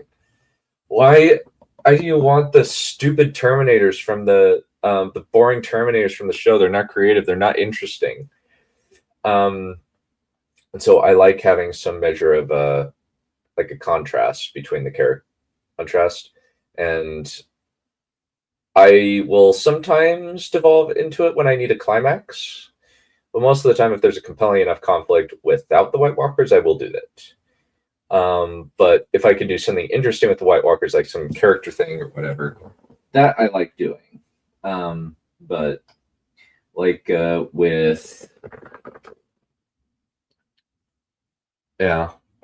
so I had to use my own imagination, since I'm like, a lot of people seem to want to do the stupid Night King from the show, and I'm like, I hate this. I hate that so much. But I like using the Corpse Queen and the Corpse Lord. I haven't used them in a while. Probably will bring them back at some point. But the main times I like using them is if there's something creative, like with the Robert Independence, where I had it so that the White Walkers get on ships and attack the Seven Kingdoms as a whole, not just the North, as well as in the Robb Stark marrying Arianne. I was like, let's just have the White Walkers win. I legit am just like, let's just make them scary. Let's have the good guys have humanity lose and have to run and basically do a mass exodus. And I was like, yeah, that works. So they're still mysterious, and so there's kind of some elements of talking, but it seems as though the audience doesn't like actually creative White Walker stuff. And it's very frustrating. So yeah, it's very annoying. But we are an hour and a half in. We're going along pretty good. Nice thing is a lot of this is just going to be fairly simple, with only a few other things. Jon informing Ned of as much as he could find out from his time in the South. One thing that Jon is able to give Ned is knowledge of the crown's debt to Lord Tywin. The staggering sum makes Ned's eyes bulge as he runs his hands over his face. Finally, the two men stand up, and Ned pulls his body into a hug. Oberyn reaches Dragonstone a few days after the news of Jon Arryn's death reaches the rest of the Seven Kingdoms. Stannis is waiting in the map room, a stern expression softening in surprise as the Red Viper enters. Prince Oberyn, I'm surprised to see you here. I recently had a conversation with a certain spy regarding the plots of the Lannisters. He also told me you were investigating something relating to King Robert's bastards with the now deceased hand of the king. All right, I'm listening. First, it seems as though Tywin means to prop up a false Targaryen and marry him off to his granddaughter Marcella. That's absurd. Tywin killed the Targaryen children. Yes, but this boy, Jon Snow, was warded in Castle Rock for several years, introduced and possibly betrothed to his granddaughter. That could actually play into what I was investigating. I believe that the Queen's children aren't Robert's. Well, that might be somewhat of a problem for you Northerners. It doesn't mean much to me. I believe that she's been committing incest with her brother. Oberyn bursts out laughing. Stannis glares at the Red Viper as the Dornishman holds his sides and continues chuckling. The irony of the old lion sowing the seeds for his own downfall through his vain ambition was one of the most delightful things Oberyn had ever heard. Forgive me. I just find the idea of exposing this particular humiliation to the realm to be very amusing. Be that as it may, we likely have a difficult time since Tywin and Eddard Stark are aligned, at least casually. Yes, but if we were to expose this, King Robert would declare war. But how to make it believable? I'll send out my eyes and ears and discover any possible records of this false Targaryen boy's birth. If we can prove he's a Targaryen, Robert will be frothing at the mouth to kill him. All right, I'll prepare my fleet and discuss matters with my brother Renly. If we can bring up your spears to the marches and combine them with the Stormlands, then we can have an army to face Tywin. Though likely we'll need the might of the Reach on our side. Eventually, the king arrives to point Ned as his hand of the... Yeah, so at this bit, I wanted to kind of have our antagonist set up. Since I don't totally go with the hero and villain deal, since everybody has a bit of hero and villain, I prefer to think of it more as antagonist, protagonist, where in this, Stannis is up against Jon, where he is the opponent to Jon, since ultimately you have to have conflict. And then we have Oberyn going to Stannis, and because they only have a certain amount of information, all they can conclude is Tywin's plan to usurp the throne. And because of that, they're going to try to take matters into their own hands and try to get some stuff going. And with Renly, there would be a measure of connection with the Reach. King. When they arrive, both Cersei and Robert turn their attention to Jon once they've greeted the others. Their interest is piqued when Marcella runs out of the carriage and flings her arms around Jon. So, you're the boy Lord Tywin wants to legitimize and marry my daughter off to. If your grace would honor me with such treatment, I would not complain. Well, if Lord Tywin wishes it, and your father wishes it, then it's done. You're Jon Stark now. Here's the paper. In a small gift. A dagger, Valyrian steel and dragonbone. Only the best for the man to marry my daughter. Thank you, your grace. I don't know what to say. Both of these are incredible gifts, though my legitimacy and your daughter's hand are even more precious to me than this knife. A thank you will suffice. It's far more than you deserve, considering your birth. Everyone gasps, and Robert gives his wife a glare. Marcella seems about to defend Jon, but he draws himself up and clasps his hands behind his back. Your grace, if you believe I'm not deserving of this honor, then I'd advise asking your lord father as to why he believed me to merit this. Well said. Might I have a moment to speak with your son, Lord? So, season 1, all his family rotten face is on the green side.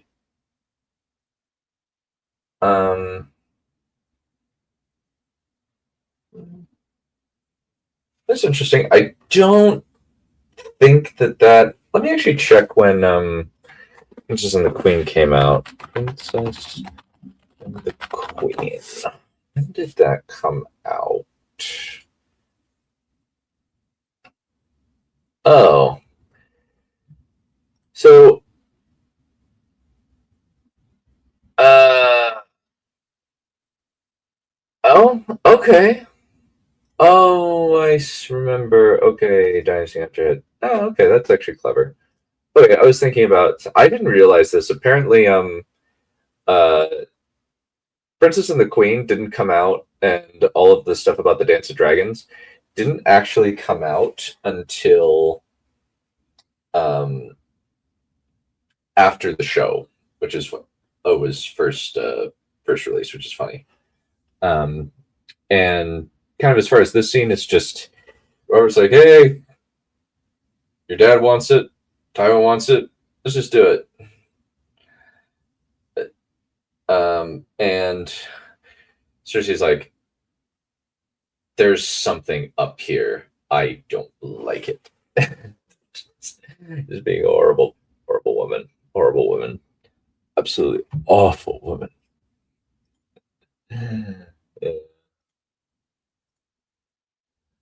Yeah. And the thing that I wanted to, and then we kind of have Cersei trying to pressure Jon and to say, "Who are you? What is going on here?" And Jon kind of seeing the reaction and just going, "Yeah. I don't know what to say. It's Lord Tywin. Can't deny him." And just trying, kind of being very diplomatic. Stark, I imagine that you and my husband wish to pay your respects. As the king and Ned walk away, Jon and Cersei head to the Godswood. As soon as they enter, Cersei gives Jon a piercing glare. Who the fuck are you, Jon Snow? And what have you done to earn my daughter? Neither my brother nor my father have adequately explained why a bastard born from the north is treated better than my own son. I do not pretend to know the mind of Lord Tywin. I am sorry he hasn't seen fit to tell you his reasons, but the fault lies with him, not me. I've just tried to be worthy of his attention and training he afforded me. Don't try to dissemble with me, bastard. That's all you are, no matter what the bloody paper says. You will tell me what my Lord Father is planning with you and my daughter now. Again, I don't know what Lord Tywin intended of me. He said that he had set aside. He did mention of training me to be hand of the king one day to your son. He and Lady Jenna had been good to me, but their reasons for elevating me are theirs and not shared with me. Fine. I'll find out why on my own. And when I do, there will be consequences. With that, the queen stalks off, leaving Jon alone. Slowly, Jon lets out a sigh, then takes a deep breath. Everything Tyrion had said about Cersei was right. He'd seen the glint of madness in her eyes, the venom in her voice. She might be a danger. Cersei's fury starts mounting as Jon is brought to sit next to Myrcella on the dais, along with the rest of the Stark children and Tyrion. Fury turns to wrath when Jon and her brother start talking as old friends. In a rage, she storms out of the great hall and locks the door. Robert just laughs and raises a toast to Jon and his daughter. During the dance following the feast, Jon dances with Sansa, Arya, and Myrcella. Arya tolerates it, while Sansa laughs the whole time in delight at having a partner who's able to keep up with her. However, Jon enjoys lifting Myrcella in the air and twirling the girl through the crowd. When the festivities wind down, Jon takes Jaime aside to spar outside. Ghost looks up at them before patting over to Jon, then allows Jaime to pet him. He's a magnificent animal, Jon. Thank you. But I'd like to ask you about something. Did you know? So you found out. My father did tell me. So why did you help train me? If I'm the grandson of the man you killed, surely you'd be averse to helping me. Not to me. You're the son of Rhaegar Targaryen, the man whose family I failed to protect. I killed the Mad King because he told me to kill my own father and had plans to burn the city to the ground with everyone in it. When I first found out, I told my father that I wouldn't allow any harm to come to you, and I mean to keep that vow. I always knew you were a good man deep down, Jaime. Will you be my ally when I go south to the capital with my father? Of course, Jon. And thank you for how you treat my niece. She's a good girl, and she likes you as much as you like her. Cersei watches the two men sparring out in the yard. She clenches her fists and decides to punish Jaime by denying herself to him for the eternity of their stay. The next day, when Robb and Joffrey spar in the yard. Yeah, so at this bit, I wanted to just have like this bonding moment where Jon gets to see Jaime's true character and kind of have the wildfire moment there.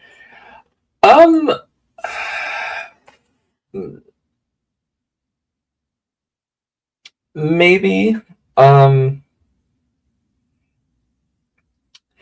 didn't think about that. My thing was just she only really thinks about it when it's brought up. And yeah, like Joffrey is there, but I didn't really have. It's kind of hard to kind of include Sansa in a meaningful way with some of these because I'm just like I have a limited word count and a limited number of female characters that I can put in. I can't put Sansa in here in a meaningful way, which is unfortunate because I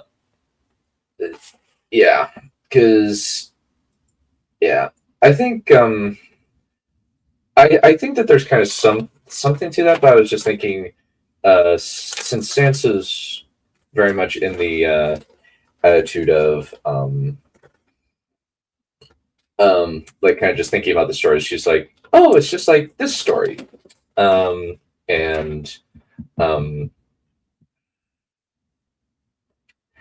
that was my thought process, at least. Foster with Jon? Well, here's the thing. Yeah. Like if they went to King's Landing and he became king or whatever, yeah, that'd be fine. But ultimately, I just kind of, and I also decided to let's just plug the whole of what is it? Jaime and Cersei, make it so that Bran doesn't happen, and because Cersei is so pissed that Jaime is friendly with Jon that she decides no poontang for you. So, and then just kind of have that moment where Jaime gets to say, hey, yeah, this is what I did. And then making it so that,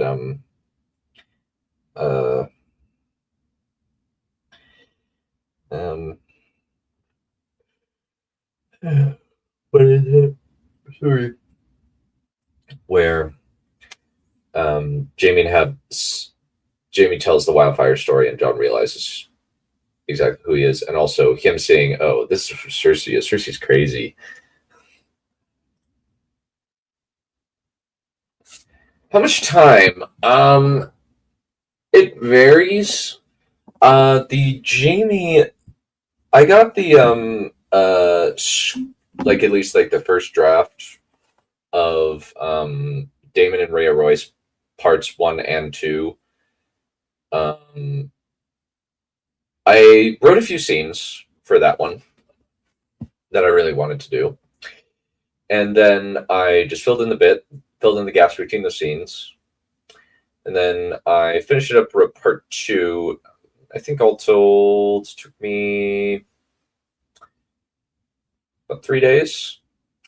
The one that I'm working on right now is taking me 4, mainly because I've just like haven't been able to get into necessarily a good flow state for it. I would say.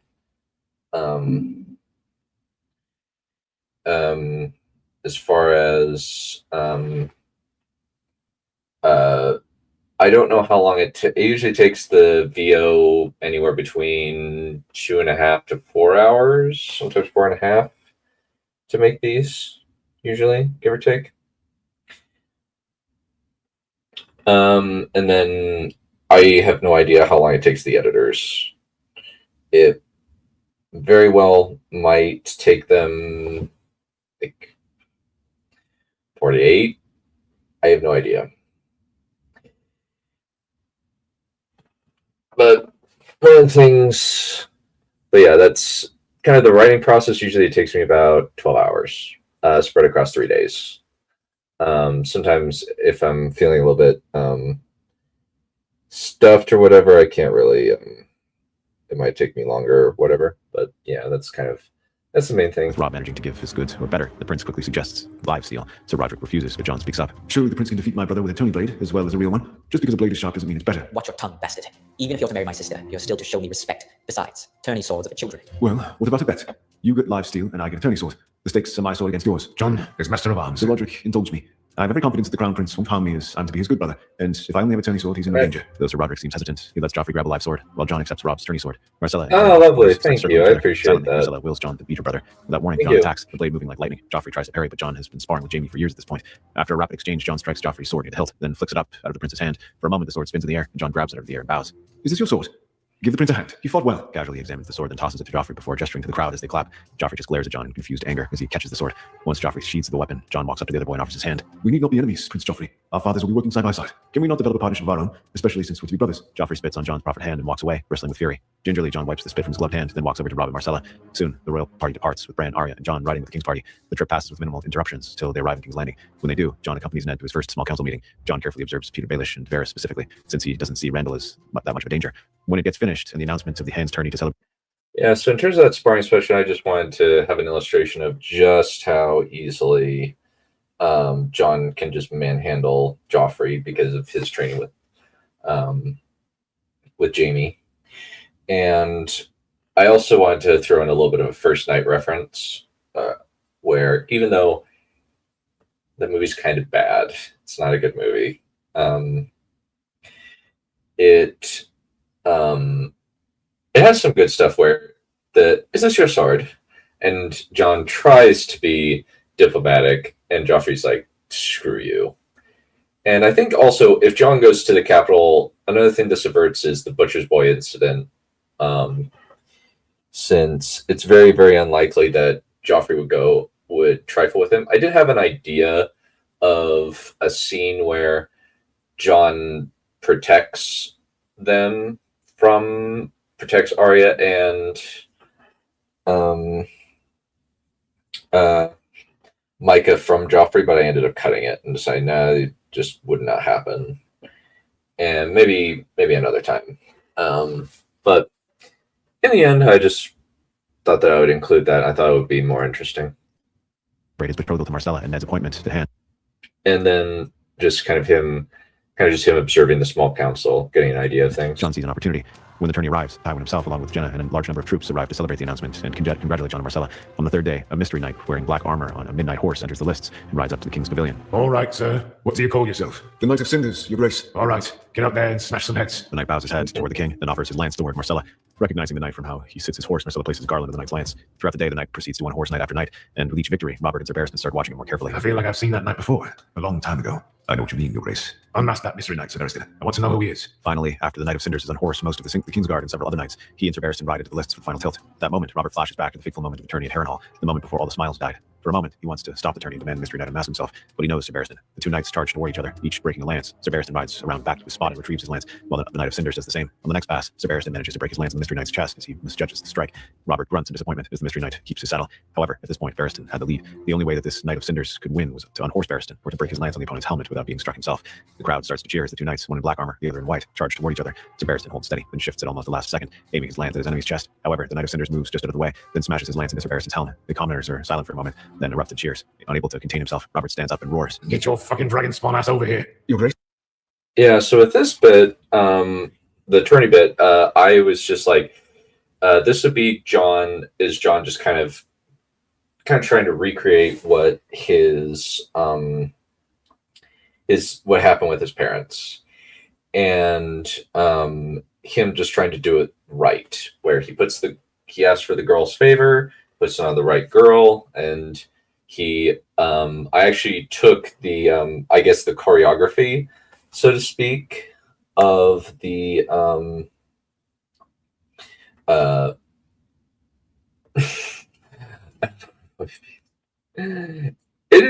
this isn't even 2 times speed. This is only this is 175, since I'm like, I listen to everything at 2.5 two times speed. Mainly because it's just allows me to get more stuff done. But I quite like doing that. So one of the things that I wanted to do here is just have the choreography from first night where the epic rap battle is funny. But I wanted to have a little bit of John and Barristan, like he actually manages to beat Barristan using a similar tactic to Adamar and Sir Ulrich, quote unquote, in their first tilt in first night. And I was like, yeah, let's do it. And I even used Adamar's armor because I felt like it was appropriate that we would use it. And Bobby B yelling, being able to recognize it, because I think that both of them would have that moment indelibly marked in their brains, but for different reasons. And Bobby B would be like, "Get your dragon spawn ass over here," and he'd be like, "Unmask that mystery knight, Sir Barristan."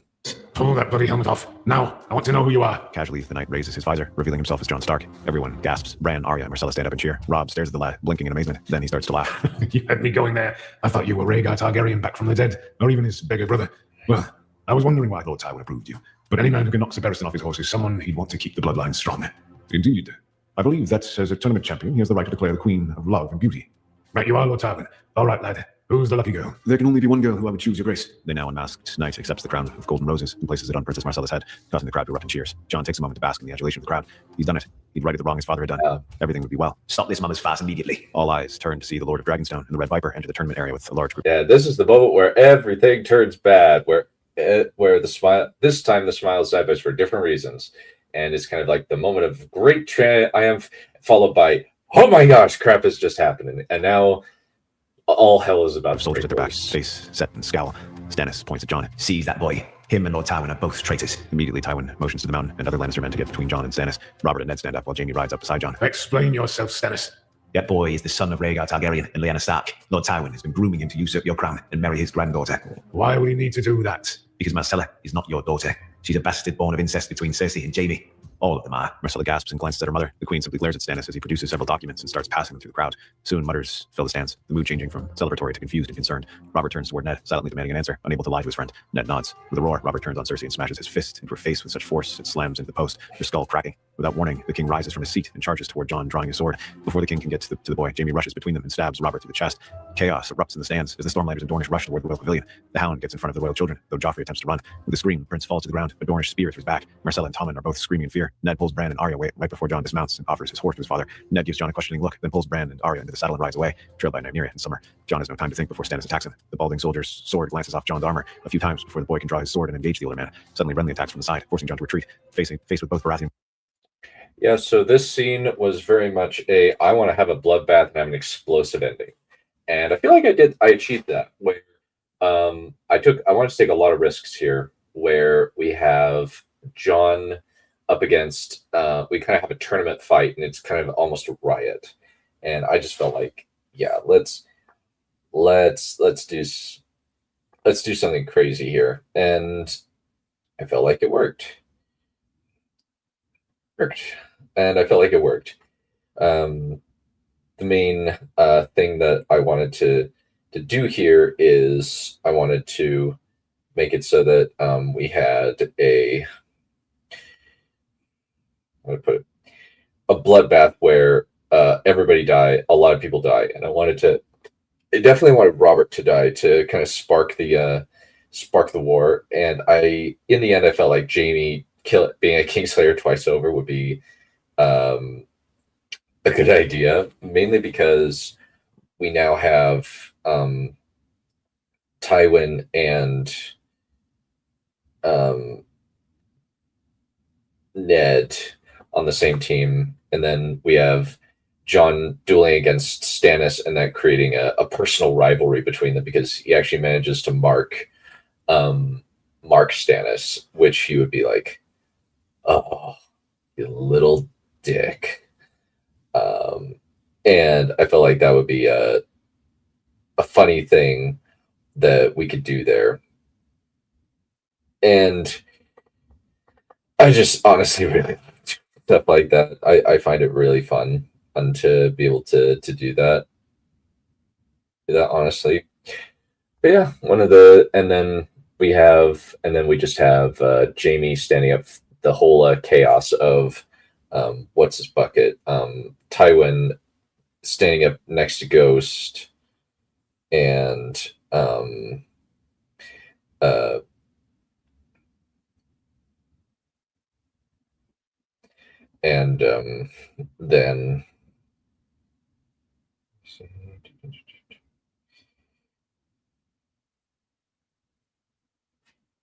then from there we have our little moment of a moment of tragedy where Jon and Jaime have a heart-to-heart. Jon tries to defend himself, but having two skilled opponents is really more than he can handle. Bellowing like a wild ox, the Mountain rushes forward into the mass of foes, slashing and hacking with his giant greatsword. Oberyn's spear lances toward his mortal foe, yelling his mantra to get the Mountain off balance. After a few exchanges, Oberyn's poisoned spear enters Gregor's visor and nicks his cheek. Immediately, the giant falls, clutching at his face. More Stormlanders and Dornish rush into the lists, even as more Lannister men and the City Watch charge into the chaos. The group of Dornish swarm the Hound, distracting him long enough for a pair of Stormlanders to try and seize Marcel and Tommen. Silently, Ghost leaps at the first Dornishman and tears his arm off, then rips out the throat of the next man trying to get to the princess and her brother. With an uncharacteristic roar of fury, Tywin draws his sword and engages the Stormlanders trying to seize his grandchildren alongside Ghost. Jon can hear Marcellus screaming out to him, but Stannis and Renly together are keeping him occupied. Right as he thinks he's about to be overwhelmed, Jaime rushes forward, intercepting Renly's sword and dueling the younger Baratheon brother. Together, the Lion and the Wolf duel the Iron Stag, and the Lord storms in. Jon even manages to slash Stannis across the cheek with a dragonbone dagger when they lock swords. The taller man grunts and backs away, hand going to the bleeding gash under his eye. They're still outmatched in terms of numbers, which forces Jaime to make a decision. Jon, get them out of here, please. I can't leave you. Get my children out, Jon. Get them back to the rock. Jon nods and rushes to Tywin, cutting down a pair of Stormlanders and grabbing Marcella by the hands as the Hound picks up Tommen and rushes away to a free horse. Satisfied that his and Cersei's children are safe, Jaime throws himself at Renly and Stannis. Unable to stop the onslaught, Jaime cuts down Renly right before Loras Tyrell engages with the Kingslayer. With the two opponents against him, Jaime is pushed back. Then the Red Viper attacks. Jaime falls to the ground. Oberyn's spear cuts across his thigh, right before Stannis' blade takes off Jaime's head. Shaking with fury, Stannis glares around, only to find that Jon, Tywin, and the Kingslayer's children have escaped. Angrily, he grinds his teeth and walks toward the capital. Once inside, Stannis walks to the Iron Throne and takes his seat in the monstrous chair, blood still flowing down his cheek from where Jon had cut him. Prince Oberyn, I would name you hand of the king. Do you accept? I would be honored, your grace. Good. Send word to all our allies, the Tyrells, the Stormlands, and Dorne, who need to invade the Westerlands in the north. I'm going to kill Jon Stark, or whatever his name is. That's our theory. Westeros is a land. Yeah, so with this, I just wanted to have the main thing that I wanted to do was make Jon very much against Tywin and have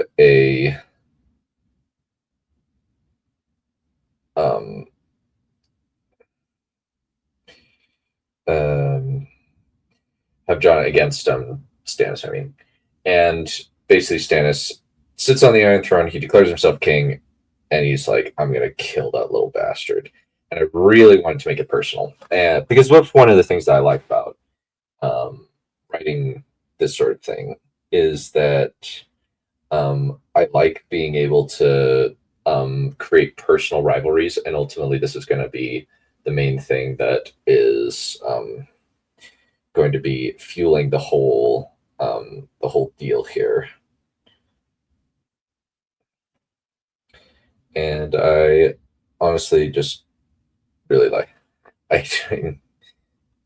doing that kind of personal enmity between these two characters, because it's just so much more satisfying to write when they come together, and it allows you to write like more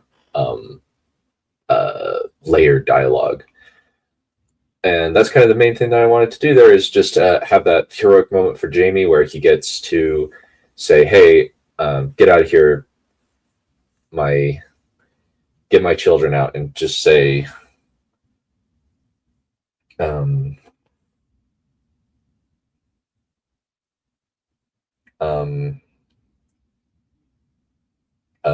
just kind of be that hero moment, and then he dies.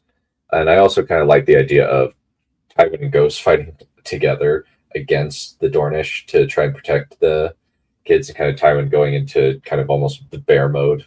And I just felt like that would be a really really solid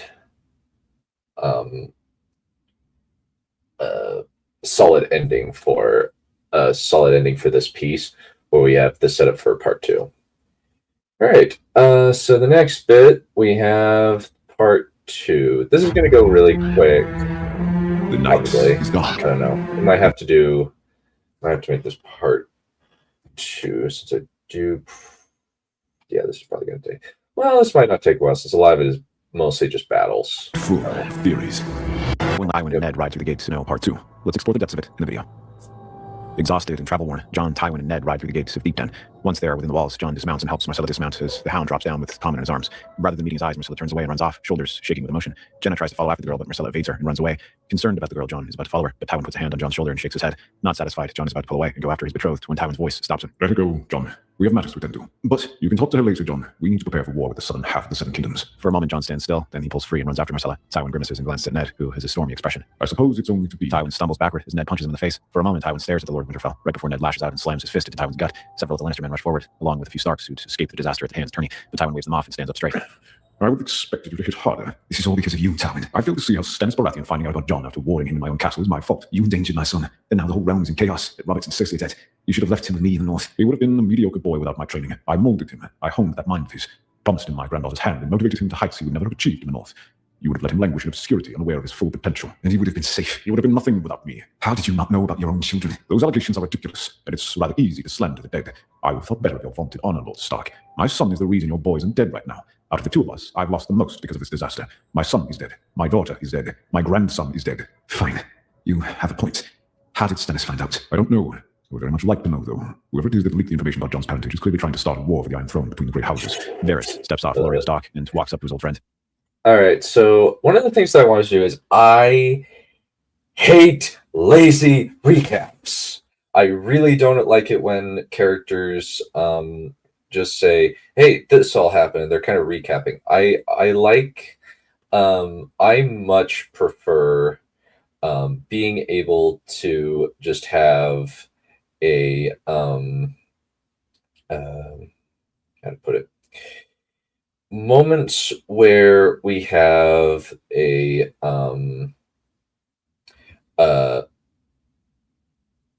pair of people just kind of talking about it naturally. And I feel like this bit here allows for some really good dialogue between Tywin and Ned, and even having a bit where he's like hits him. And I really liked kind of doing that bit, because it's ultimately just so satisfying for Tywin to get punched, socked by Ned.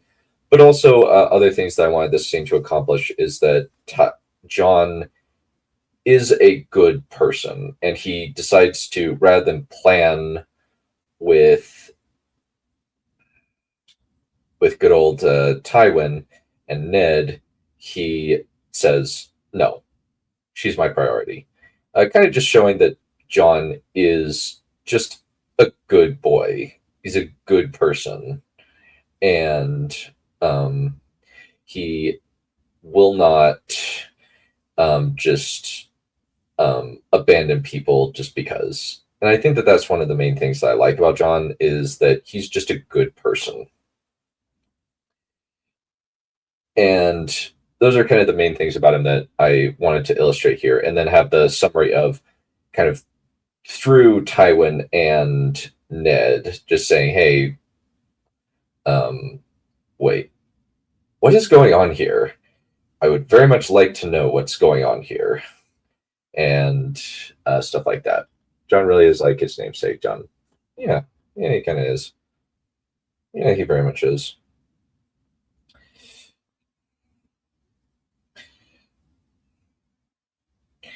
Alrighty, let me see. And then we kind of get to the little bit of Mr. John the Elder. Oh, yeah. I did not write that. That was Quaid. Quaid does good work. I'm really I feel like Quaid is a really good guy. And he does really solid work.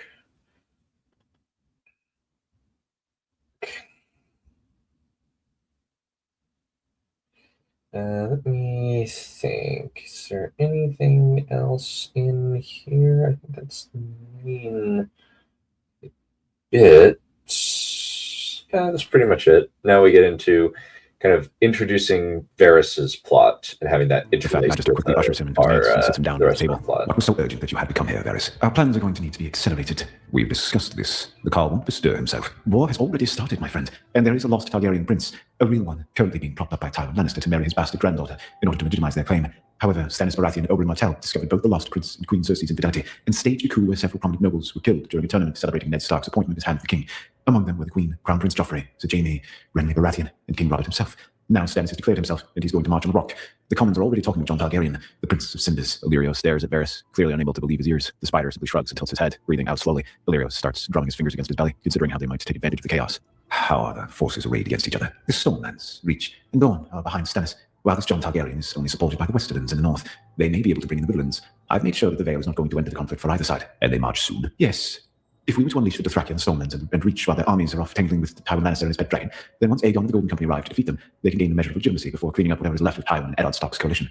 So, can you supply the ships and funds? They are in place. You wouldn't have anything to do with the escalation of hostilities, would you? You know me, Illyrio. Would I allow things to get out of my control like this? Yeah, fair point. All right. I will send word to the Carl. Stannis looks down at Ice, turning the Valyrian steel greatsword over in his hands. Eddard Stark had fled before taking the sword with him, and now it was in his possession. The scar on his cheek, where the upstart boy had cut him, still itched, but it was his pride. It hurt. Getting marked by a boy half his age annoyed Stannis, and he would repay the princeling tenfold. Illyrio. Yeah, so at this bit, I just wanted Illyrio to be like, really? Are you kidding me? You're screwing around with me. I love kind of having these little meetings where they're not just, where they're kind of just, they're aligned to a certain extent. But Illyrio, where Varys is working kind of his own angle. And I really like the idea of him just saying, would I let it go out of my control? Fine. Fine. I didn't. Fine, you wouldn't necessarily do anything, but I'll try to get it done. And kind of I wanted to have a really big, sizable political war where we have all of the major elements of the various factions kind of coming together. And I was like, yeah, let's do it together. And so that was kind of my thought here. And it ended up being one of my favorites, honestly. I'm very satisfied with how this turned out. But one of the things that we also have to deal with is Stannis, and he is just kind of his plan for taking down the Westerlands, since the Rock has never fallen and he has a limited time frame. But he does have 3 major kingdoms behind the south of Westeros on his side, and he very much just wants to personally kill the kid. And I also liked the Varys being the one to kind of explain exactly who all died, and in the last bit, since it's very different and we needed a summary of what was happening. So that was kind of my thought here. By the time this war was over, casually, Stannis sets the big sword on the map before leaning his fist on the table. 2 letters were in front of him, one from the Reach. One also thing that I like doing is I like the idea of Stannis being able to carry ice. And since Ned would have not carried it around on him, he would have left it in his rooms. And so I was like, ooh, I really like the idea of Stannis having ice and having that him having ice come into conflict with Jon and his sword, and Jon's sword breaking under ice. I think that would be really cool. One from the Stormlords. All of them are pledging their support for the coming war against the Lannisters and Starks. The Knight of Flowers had sent word to his family after the death of Renly to support Stannis against Tywin and his pet dragon, and Sir Courtenay was managing mustering the Stormlands at Fawntown. As Stannis looks over the map, Oberyn Martell walks in. They handed the kingpin on his lapel. It's Oberyn. He's Dawn behind me. My brother will be sending 20,000 spears up the Boneway. We've waited a long time for our vengeance on the Old Lion. Excellent. We failed to apprehend Tywin and his pet dragon, so we'll likely have to root him and this Prince of Sin is out of Castle Rock. Indeed. But with the Reach, Stormlands, and Dawn at your back, we have twice the numbers Tywin has. Indeed. Send word to Paxter Redwyne to blockade Lannisport. If we are to do what has never been done before and take Castle Rock, then not one kernel of corn, not one grain of wheat can enter the castle. I'll send the orders at once, Your Grace. Good. There are a few choke points that they can use to... Little Redwall reference for those wondering. There's a moment in season 1 where the Cleaning of the Scourge is going on about if this plans to work, not one kernel of corn, grain of wheat must come through Redwall's doors. Understand? And I quite like that. So, yeah. And so that was my thought process for that scene where his main thing is he's got to start him out. That's the problem. So is we'll have they've to got a go lot with deep den simultaneously in order to keep from getting bottlenecked. Ashmark is likely to hold out considering this position. I thought it best that you join Randall Tarley to go toward the Golden Tooth while I ride through Deep Den. However, I want the Lord of Hornhill to take several of the Reachmen through the Riverlands toward the north to prevent Robb Stark from coming to his father's aid.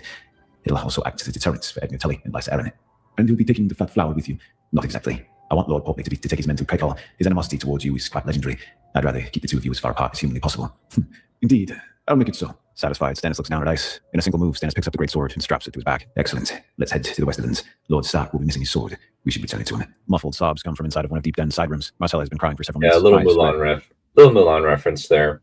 And this, honestly, I just wanted to have a little moment where Jon kind of reinforces to Marcella that she is valued. And I also wanted to kind of bring back the whole scene of kind of the whole bit where she still kind of remembers her mom's pretty princesses line, because I felt like, ooh, that's actually that would kind of reinforce it. And also I like the idea of having the roles of Jon and Marcella shifted, where we have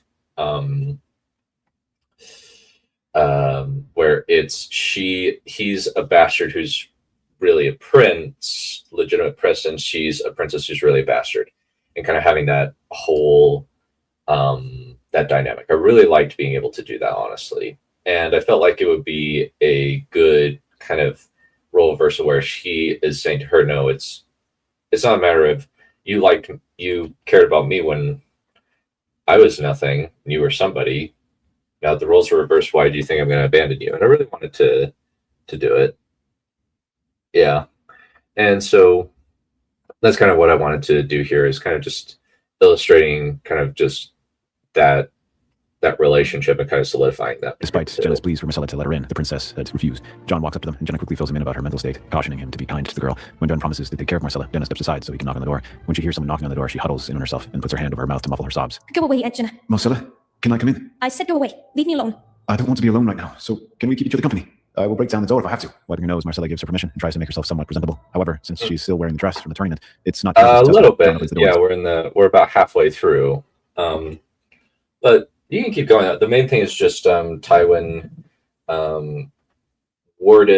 found out about Jon, warded him in Castle Rock, and then from there, some crazy things happen, such as Varys finding out because Marcella told Cersei that she was thinking she and Jon were going to get married, and that creates a problem because Varys finds out, and then he tells Oberyn Martell, who then tells Stannis, and then they try to arrest Jon at the Hand's tourney, But then that creates a problem, and then that creates a bloodbath, and Jon and Tywin have to flee along with Ned.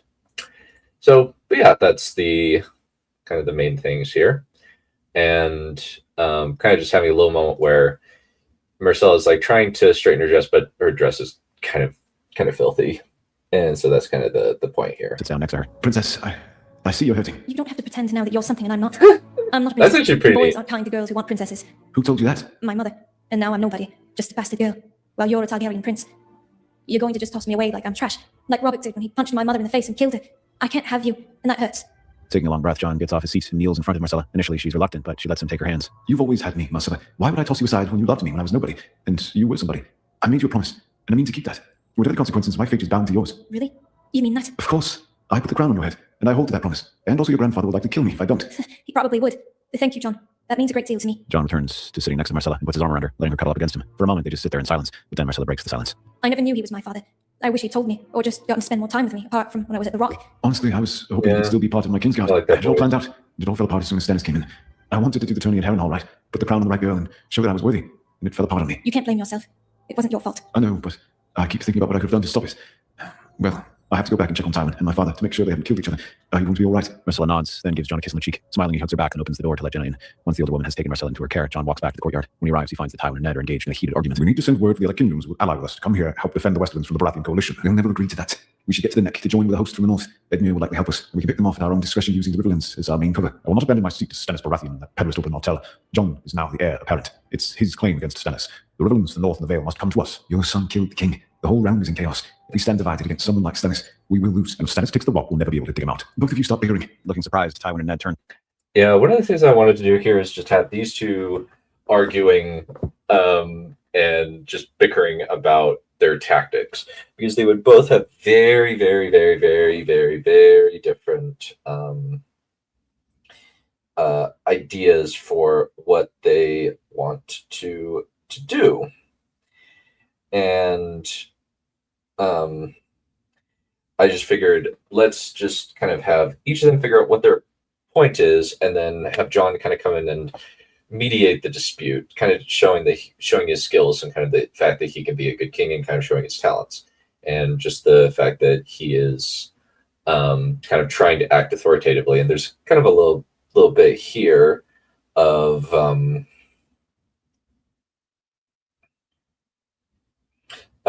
where just Tywin's focused on keeping his place there, and Ned's focused a little bit more on the big picture, kind of showing the contrast between the two.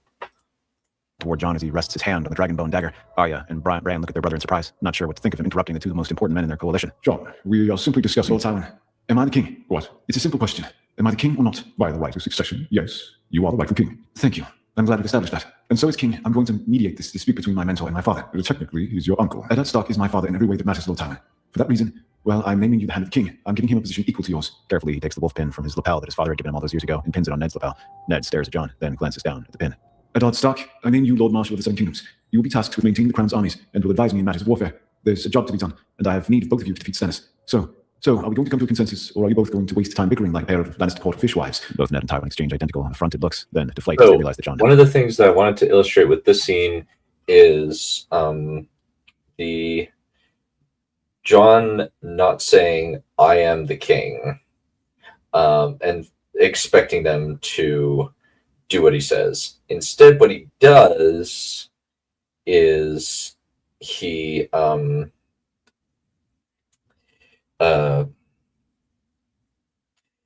asks Tywin, am I the king or not? It's a simple question. And the thought process there is that he gets Tywin to acknowledge his authority. And it's very much just a kind of a verbal trap. And then he also uses a different idiom, like a pair of Lannisport fishwives. And I was just like, oh, that I really like that, kind of throwing that in, because I think that's very clever. And then we have Tywin and Ned just be like, hey, why'd you call me fishwife? And just having a little bit of comedy there. And I just felt like, yeah, let's just do that. And then just saying, all right, fine. And then we kind of have that bit of the pin where the pin that John got from Ned last time then comes back to Ned, but in a different fashion. They both have differing positions. In unison, they drop to their knees in front of John. I pledge myself to you, your grace. The Westerlands are yours. I as well. The North stands behind King John Targaryen, first of his name. The rest of the courtyard kneels, and John looks down at the men who'd raised him. Both had left their mark on him, and now it was time to put what they taught him into practice. Smiling, John raises Tywin and Ned to their feet. Shall we find a map table and start planning this war? John, so you're king. Yes, little sister. I'm going to make a bid for the throne. I have an idea, but father isn't going to like it. What is it, Arya? Eagerly, Arya outlines her plan. If she can get a letter with Ned and Tywin seals, then she can ride through the Riverlands gathering support for their cause before turning toward the Vale. Tywin tilts his head and glances at Ned, who seems hesitant. The girl's idea has merit. She is the liege lord's niece, after all, and our new king will need his advisors with him. If Edmure and Lysa can hold off any forces used to try to keep your northern men occupied in the neck, she's my daughter. I don't want to risk her. Father, I'm not going to stay cooped up in a castle, not when I can be useful. Now Nymeria and I can go through the Riverlands and get better reception than a raven. Just give me a letter with your seals and the seal of the three-headed dragon, asking that they come to help us. And I'll need you to give a second letter saying that I'm speaking for the new king that I can show. Fine. I suppose there's very little that bandits can do with a direwolf with you. Just be careful, Arya. As soon as the letter is written and the seals are fixed, Arya rides out of Deep Den toward Harrenhal. Yeah, so So I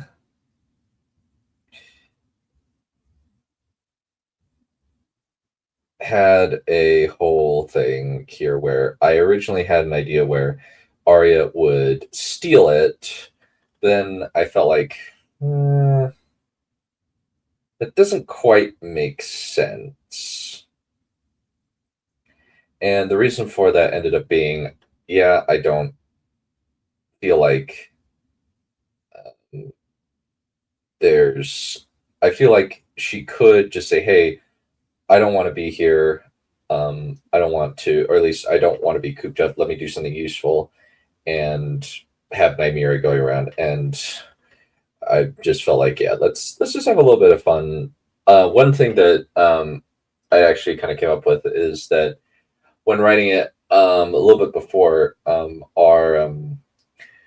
our VO remarked that, hey, you have like Arya have single lines, but you don't let her do anything cool. And I was like, let's just have Arya do something really cool. And this is kind of the thing that I felt would be really suitable, where she's like, I want to help my big brother's war effort. When she's gone, John sits down with Tywin and Ned to discuss their plans. Laying out a map, they extrapolate how Stannis is going to march on them. John agrees with Tywin that they can't lose Castle Rock, but has a plan to start bleeding Stannis as he attempts to get to the Rock. If they can set men in line and march for the two main avenues to the Rock, then they can negate Stannis' numerical advantage. However, they will have to worry about the Red One fleet blockading Lannisport. So what they need to do is have all of the small folk take every bit of food they have and congregate in the Rock, as well as send men to the Riverlands to request supplies to come through the Golden Tooth and as many merchant shipments as possible. It'll take time for the enemy fleet to sail up from the Arbor, but best to stock up on supplies. They also send ravens to Casterly Rock to have them start gathering everyone to the Rock, as well as send a raven to Winterfell to ask Robb to come south with all speed. Tywin and Ned write out letters, send them out, then ride out at John's side toward Casterly Rock. Levies from across the Westerlands flock to either the defense of Deep Den and road beyond, the fortress of Sarsfield, or to the Rock itself. After riding in full pelts through the goat tracks scattered through the mountains and even switching horses occasionally, finally she reaches Harrenhal after Lady Went sees the letter sealed with the direwolf of House Stark, the lion of House Lannister, and the dragon of House Targaryen. Her eyes widen, and she quickly sends word to Riverrun and other houses about the coming war. Once she's finished with Lady Went, Arya rides to Riverrun with Nymeria at her side. Robb opens the letter with the three seals and gasps. When she shows Catelyn, her eyes widen in amazement. Is this true? Did you know about John? Your father told me about it, but he swore me to secrecy. However, yes, it is true. We need to call the banners to help your father and Lord Tywin against Stannis. I knew there was something different about John. We should also send ravens to Riverrun in the Vale, letting them know the North rides to Casterly Rock. When John, Tywin, Red, and Ned arrive at Casterly Rock, Kevin quickly ushers them into the highest point of the castle. Once there, they see a force of reachmen in the far distance advancing toward the castle from the direction of Craighall. Ned and Tywin exchange looks of apprehension. Then the old lion lets out a growl. It would appear that Lord Tyrell has decided to belly his girth and move quickly for once. We'll need to adjust our plans. Deep Den might be able to hold for a time, but we can't leave the men we've set. So a lot of this is basically just what I did with this theory is that I just took a look at the terrain of the Westerlands and just came up with tactics accordingly. And one of the things that is a slight weakness of Casterly Rock and the Westerlands is that there is a forest to the south called Craighall Forest that you could march an army through. And there's nothing really there.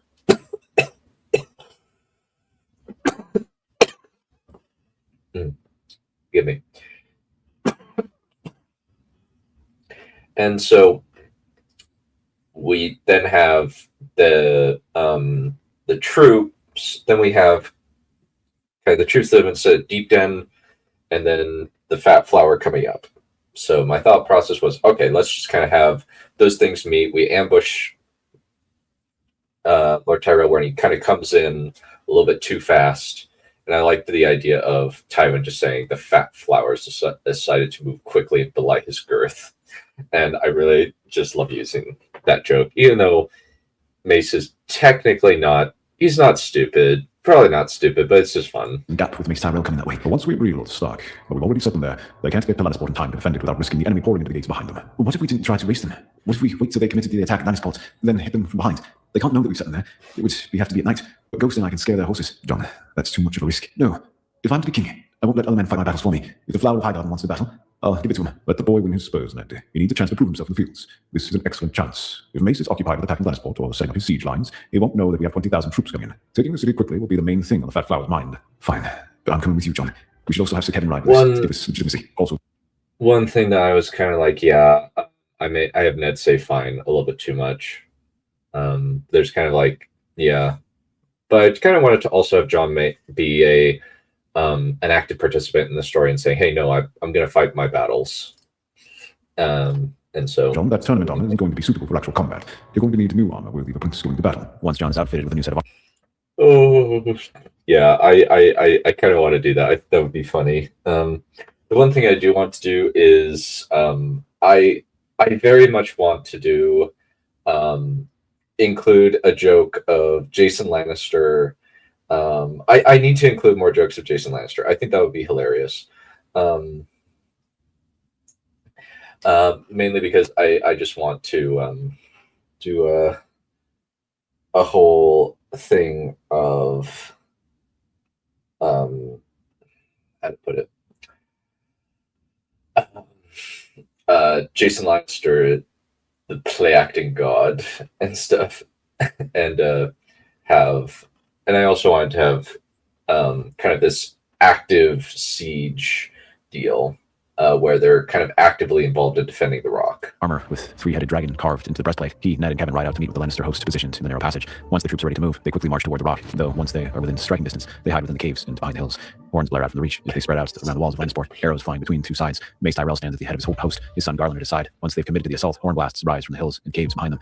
Before the Reachmen know what to do, the Westermen are upon them. A young man in black armor with a white direwolf at his side, leading them. Garland turns his horse and rallies his men, but as he does, another force rides from Casterly Rock to hit their other flank, drawing more forces away. As they do, the Lannisport garrison starts losing more and more arrows into the ranks of the Reachmen. Ghost and John smash into the Reachmen with Ned and Kevin right behind. After an hour of vicious fighting, the Reachmen are forced to surrender. After the battle is over, Tywin knights John before the whole host of the Westerlands. Satisfied with his victory, John strokes the dragonbone hilt of his dagger as he looks down at the rather rumpled and unhappy-looking Mace Tyrell. Lord Tyrell, I'm rather pleased you came to visit. I do hope that you will enjoy your stay. Don't worry, you won't be badly treated. You or your son. We're going to give you the best cell in Casterly Rock. King Stennis is coming soon. He will free us. Yes, but you've just made my job considerably easier. What did you bring up here? 30,000? And now 10,000 are dead. And the other 20 are going to be our prisoners. Take them away to the rocks again. Well done, John. You did well. Thank you. But Mace Tyrell was hardly a sophisticated opponent. Stennis is going to be much harder to beat. But we've fought a bit of time by having Mace Tyrell as our hostage. I do have a plan for when Stennis comes through Deepden, and I need your help. All right. What's your plan? When Stannis hears about Mace Tyrell's defeat at the hands of the Lannister host led by the Prince of Cinders, he grinds his teeth and looks over the map and tries to tune out what was going on around him. The stupid windbag of a flower had thrown away a third of his men in a rush to try and take the rock when he should have waited. Stannis should have sent Randall Tarley and kept the fat flower with him to make sure he didn't do something stupid. While the king stews over the disaster, his generals start to bicker, particularly the Reachmen with Oberyn Martell. Randall Tarley wishes to march on the rock immediately, while Oberyn maintains that they need to maintain the plan and have him move into the Riverlands, prevents the Northmen from attacking. Stannis grimaces and then slams his fist down on the table, causing the others in the room to look at the king. Now that he's gotten their attention, Stannis glares around and clasps his hands behind his back. We won't get anywhere by bickering. Lord Tywin, this one time I'm willing to grant your request to rescue your liege lord, but in the future, you would do well to remember that the hand of the king speaks with the king's voice. As you command, your grace. I'll have my men ready to march. Stannis prepares his army to march on the rock. Drogo and his Khalasar set sail for Westeros. After being told by Illyrio that the Reach is occupied and that it will be open for plundering, the Khal wishes to plunder the wealth of Highgarden and the Stormlands. And now that Viserys is dead, Daenerys wishes to press her claim to the Iron Throne. However, as the Dothraki sail, Illyrio meets with Aegon and Jon Connington. Now is the time for you to take back your birthright, my boy. The realm has descended into chaos with Tywin Lannister and Eddard Stark propped up as false sons of Rhaegar and Lyanna. Already the Commons are naming him Prince of Cinders due to the moniker given himself during the tourney. Stannis Baratheon has declared war and now marches on Casterly Rock with the might of Highgarden, Stormlands, and Dorne. There is an additional complication. Khal Drogo has abducted Princess Daenerys and made her his Khaleesi. She's now pregnant with his child, and they are now invading Westeros. Now is the time to rescue her from the grasp of the savages. If that's true, then we must save her. Connington, this is our chance. We can save Daenerys from the Dothraki and then retake the Seven Kingdoms from Stannis Baratheon and this Prince of Cinders. What do you think? If Rhaegar's sister is in the hands of the Khal, then oh yeah, totally. Illyrio, do you have the contract signed and sealed? They await only your arrival. Flanked by Nymeria and a pack of Dry wolves. humor. I actually did that with Joanna Lannister in there, where she says at one point she says You are the soul of play acting, my love. One of your many, many talents that thankfully did not pass to our children. Why, thank you. Wait, what do you mean? And I loved writing that bit. I thought that was hilarious. But that's the main thing, in that I just really loved writing. I thought that was funny. And I'm still proud of that bit, honestly. But one of the things that I did want to just have a little bit of is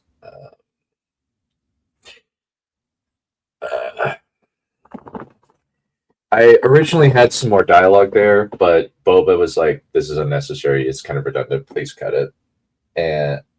And so I was like, "Yeah, I cut it." And I was it ended up being quite a bit better for it. I honestly feel like.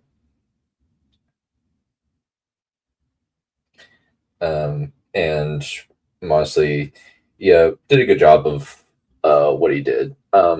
I do try to make the females funny, and Dana Baratheon in an upcoming theory is going to have some fun bits. She-Wolf is gathered. Arya rides through the gates of Riverrun. The girl carries the letter in one hand and a direwolf banner in the other. Hoster Tully is too ill to see his granddaughter, but as soon as Edmure sees the letter with the 3 seals and hears Arya's case, he agrees to slow the advance of the enemy into the Riverlands. Satisfied, Arya departs with Nymeria toward the Vale, the wolf pack following close behind. When Oberyn Martell advances into the Riverlands, he's met with bands of Riverlords attacking him, using guerrilla tactics on top of holding various river crossings that they've been pre-fortified. However, Oberyn uses his light cavalry to counter his enemy's moves, as well as utilizing the Stormlander heavy horse to aggressively push into the Riverlands. The conflict rapidly devolves into guerrilla war tactics across the Riverlands, where neither side wants to come to grips. Arya rides up to the Bloody Gate, raising the letter above her head. As soon as the Blackfish sees the letter, he ushers her through the gates to the Eyrie. Before she arrives, Arya makes sure that several lords of the Vale are present when she meets with her aunt. Aunt Lysa, we need your troops for the war against Stannis Baratheon. This letter authorizes me to speak on behalf of King Jon Targaryen, and your rightful king is summoning you to fight for him. What do I owe a recently legitimized bastard propped up by Tywin Lannister? We fought against his supposed father and grandfather during Robert's rebellion. My brother has the backing of the North and the Westerlands. The Riverlands is at war already, and they need you to fight alongside us. My brother Robb is riding south with the might of the North behind him. Are you so craven that even with the might of the Starks, Lannisters, and Tullys together, you won't fight? How dare you? I dare because I come to the Vale in the name of the true King of Westeros. If you don't, you are a traitor and a coward. The Knights of the Vale will stay in the Vale to protect the Lord of the Vale. They will not go out to fight in a pointless war. Fine then, Lady Arryn. You leave me no choice. Lord Royce, in the name of my brother, Jon Targaryen, I name you Lord Protector of the Vale and strip Lysa Arryn of her regency. Will you ride out with me and meet Stannis Baratheon head on? With a good will, my lady.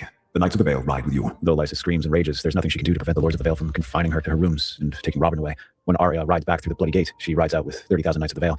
As she does, she sees the banners of the direwolf in the distance riding toward her. Immediately, she rides toward Robb and tells him about the war in the Westerlands and the ongoing fight in the Riverlands. Once Robb knows that he's going to be facing the Red Viper, the young wolf starts planning out a strategy. Arya and Nymeria ride off to start spreading the news to the Riverland forces. A battalion of knights as her guards. Grimacing with frustration, Stannis leans ice against his shoulders and looks around the now captured Deep Den. It had been hard fighting, but the sheer weight of the numbers allows him to take the fortress. Randall Tarly strides up to him, his own great sword, Heartsbane, on his back. Stripped bare before we got here, your grace. The enemy never intended to do more than make us bleed with this place. Tywin wants to dash ourselves against the rock. He's not going to waste men defending this place. However, he's likely to set them astride our line of march. I'll have Sir Davos give the order to put our heavy infantry in front with pikes, with archers behind. I'm giving you half of our forces toward the Golden Tooth. Sweep aside anything in our way. All ride toward the Tooth at once, your grace. Sir Loras has voiced his desire to face the Prince of Cinders in combat. Do you think you'll let him try his luck? Perhaps. The boy is as good as the Kingslayer, likely because the bastard was trained by him from boyhood. Sir Loras might be the man to face the prince. However, we'll have news of the Red Viper soon. I want to be able to sweep through the passages in the Westerlands with no chance of our enemy hitting us from the rear or creating a bottleneck. As the army prepares to march, Stannis stands on the battlements and looks downward at the road leading to the Westerlands. The whole land is covered in smoke, as if someone had been setting brush fires. Stannis' eyes narrow as the man in black armor on an equally dark horse with a huge albino direwolf rides out of the smoke. For just a moment, Stannis glares down at his foe, the scar on his face tingling. What are you planning at, boy? Before he can order his men to go after the prince, both rider and direwolf vanish. So a couple things with this. One was I actually very much wanted to have a little scene where we have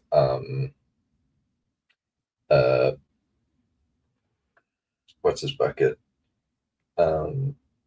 Stannis, kind of in almost a reference to there's a scene in Way of Kings where Sadeas and Amaram, where two of the villains are talking, and they both have their shard blades and they're just chatting. And I was like, let's just have that only with these two guys with their giant great swords. I just felt like that would be very amusing, to say the least. And I felt like it would be a good moment per se. And one of the things that I also wanted to do here is just have that kind of building up that that tension for how to put it, building up that tension for Stannis and Jon's confrontation, as well as the Dothraki conversation later. That was something that I definitely wanted to illustrate it as well. One thing that I definitely wanted to, and also kind of we now have the tactics for the whole battle here, where it's basically like the Turtleberg Forest, where we have our army where it is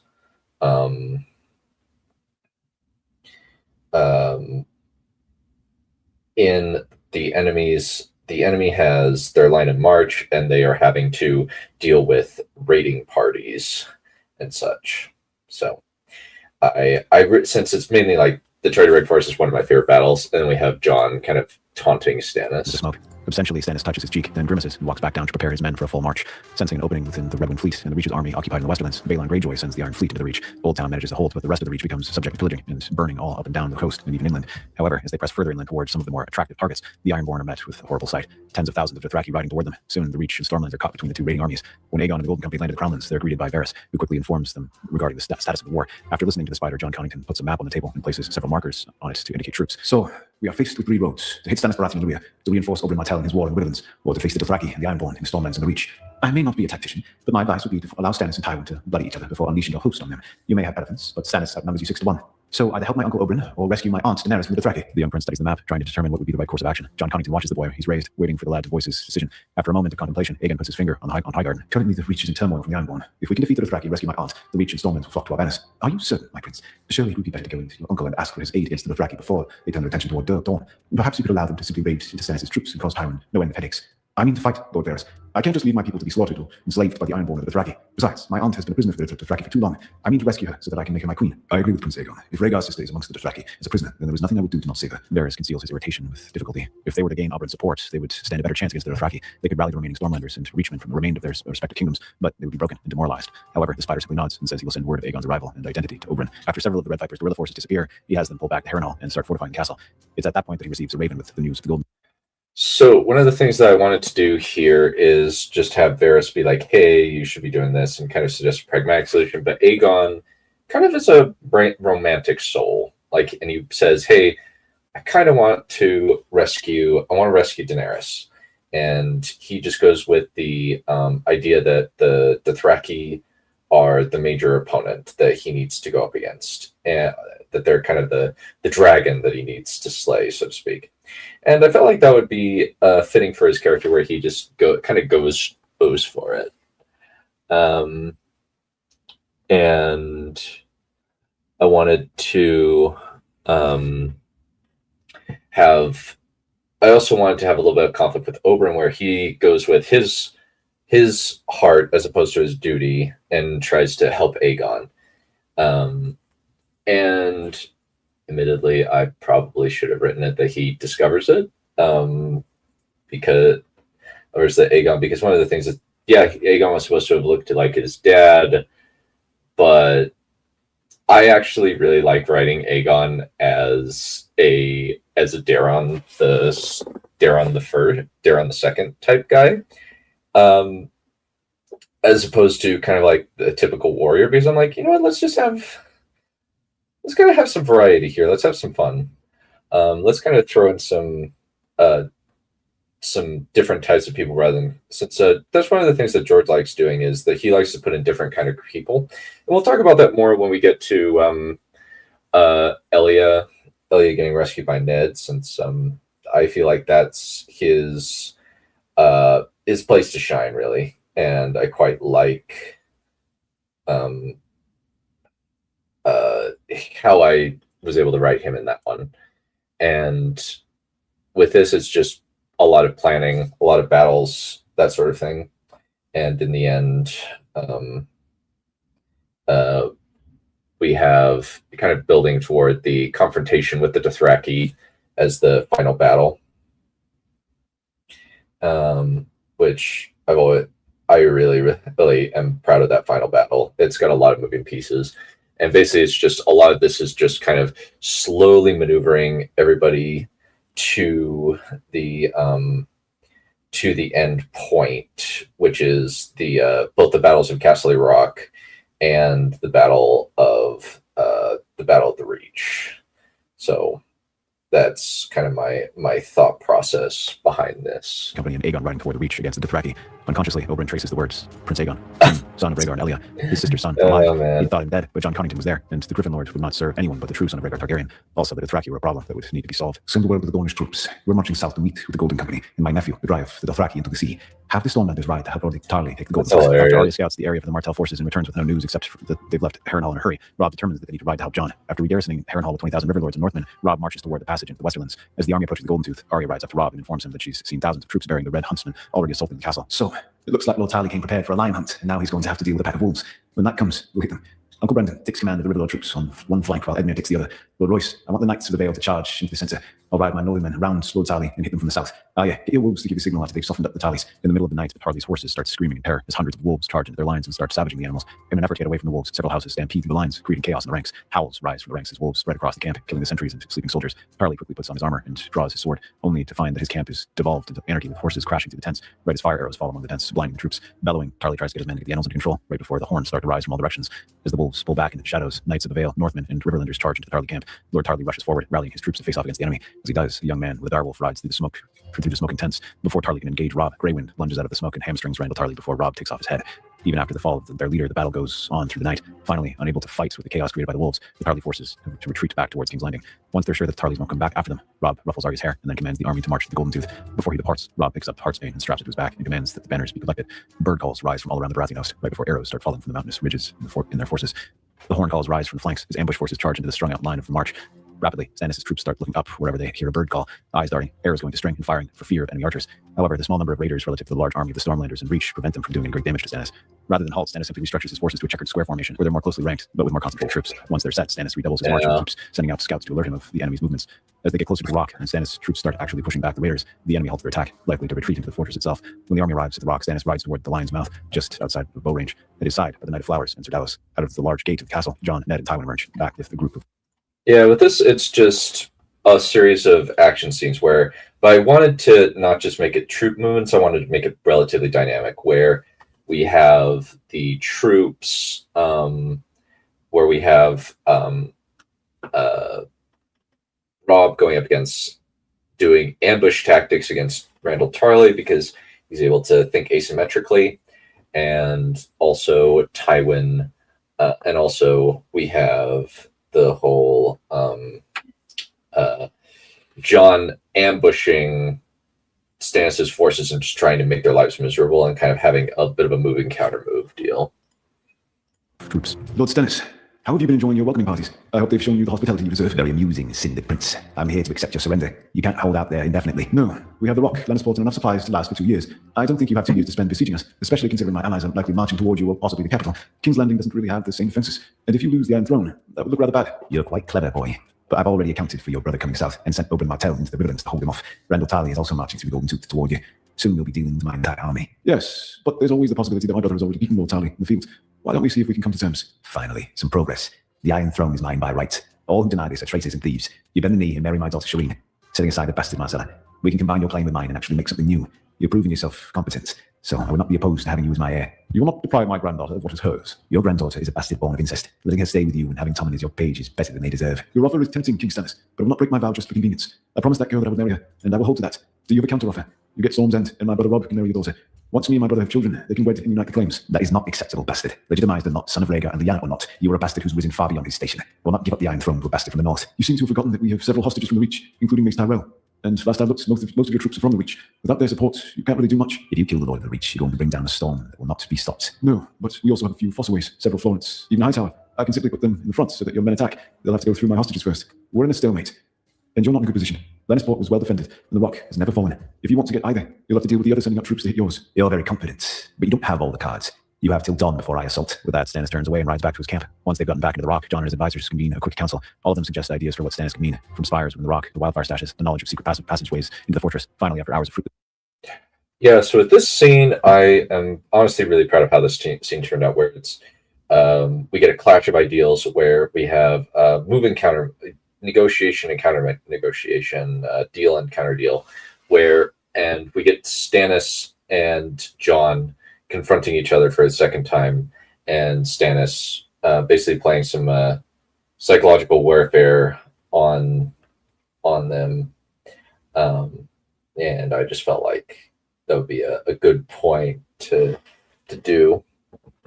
And one of the other things that I wanted to do is just have Stannis kind of give him a good deal, but Jon is holding to his honor and saying, but holding to his honor while also saying, you don't, you aren't in the best position, bub. Sorry. And I wanted to kind of have that that little bit there. And it felt like it was appropriate to have it there, honestly. This deliberation, they turn to the defenses of the Rock. As night gathers, Stannis meets with Melisandre and has her former shadow assassin. He means to kill Tywin Lannister, thereby losing the best support for the boy. If Ned Stark can die as well, then so much the better. Screams rise from above the lands around Stumbleton as smaller forces of Dothraki ride across the land, pillaging and raiding. Reveling in their victory, some of them start to drink to their success against the soft Westerosi. However, a sound like thunder and trumpets of elephants draw their attention, sensing a new opportunity. Yeah, one thing that I did want to do here is just have kind of a bit of chaos where the Dothraki go wild. And I was like, yeah, let's just have a bit of fun here. And it ended up being quite fun. I really liked being able to have the Dothraki go, raiding party!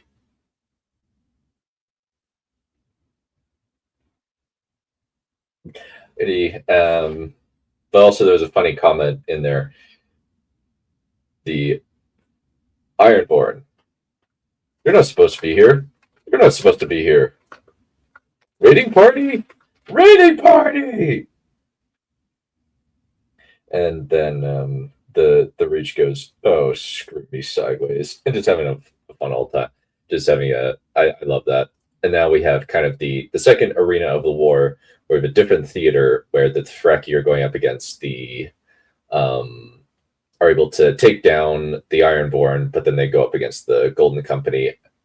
And the Golden Company has initial successes, but then they have problems when opponents, the Dothraki mount up and form for battle. However, this first band is heavily outnumbered by the Golden Company, and once they unleash the elephants, the horses break formation. The Dothraki are currently spread out into small bands of grace. We will have to move quickly if we're to prevent them from coalescing into a solid army. Agreed. Send out riders to gather troops from Stormlands and the Reach. We're scattered. I want to have as many men as we can at our backs. Jon, Ned, and Tywin stand with Kevin Lannister in the highest room in the Rock, carefully discussing how the enemy could assault the Rock. Kevin has already finished his recounting of the Rock's store weapons, and now they need to plan on how to best utilize them. Currently, the only means of assault is by riding toward the gates across the breach, which he'll have to use a ram of significant size to get through. And if he does, he'll have to fight through several hallways and passages within the Rock to get to us. Most of the hallways are equipped with kill slits, choke points, and other insurances.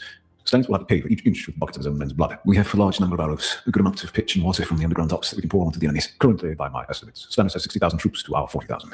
Since we still have a third of our forces guarding the Golden Truth to prevent a second army from approaching us, he cuts off as a shadow flows through the window and drives a dagger through his back and out of his stomach. Jon lets out an involuntary scream of horror as his mentor falls to the ground right before the shadow assassin follows to Ned and slashes open his throat. Jon draws his sword and tries to slash at the creature, but it simply flows around the sword and moves toward Kevin. Desperately, Jon draws the dragon blood dagger and throws it at the shadow. This time, the blade connects. The horrible scream that sounds from the shadow assassin echoes through the halls of Ghastly Rock, drawing several guards to rush into the room as it starts to shudder and evaporate.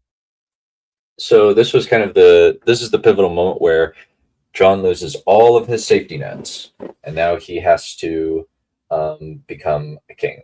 And he Stannis. One of the things that is very frustrating is that Stannis having a guaranteed kill, two of them specifically, is very, very frustrating to write around, because it basically means that unless he uses it up, he is kind of unstoppable. And if he uses it, because the funny thing is, Stannis actually uses the second Shadow Assassin really stupidly. Killing Renly is smart, but he should have killed Tywin. But yeah, it ended up being a grave mistake. and I don't think George didn't fully realize that whole thing is really bad. It's really broken.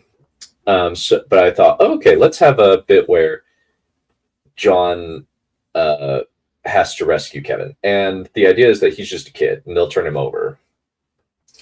And the thought that I had was that since the shadows are kind of like White Walkers, that Valyrian steel could kill it.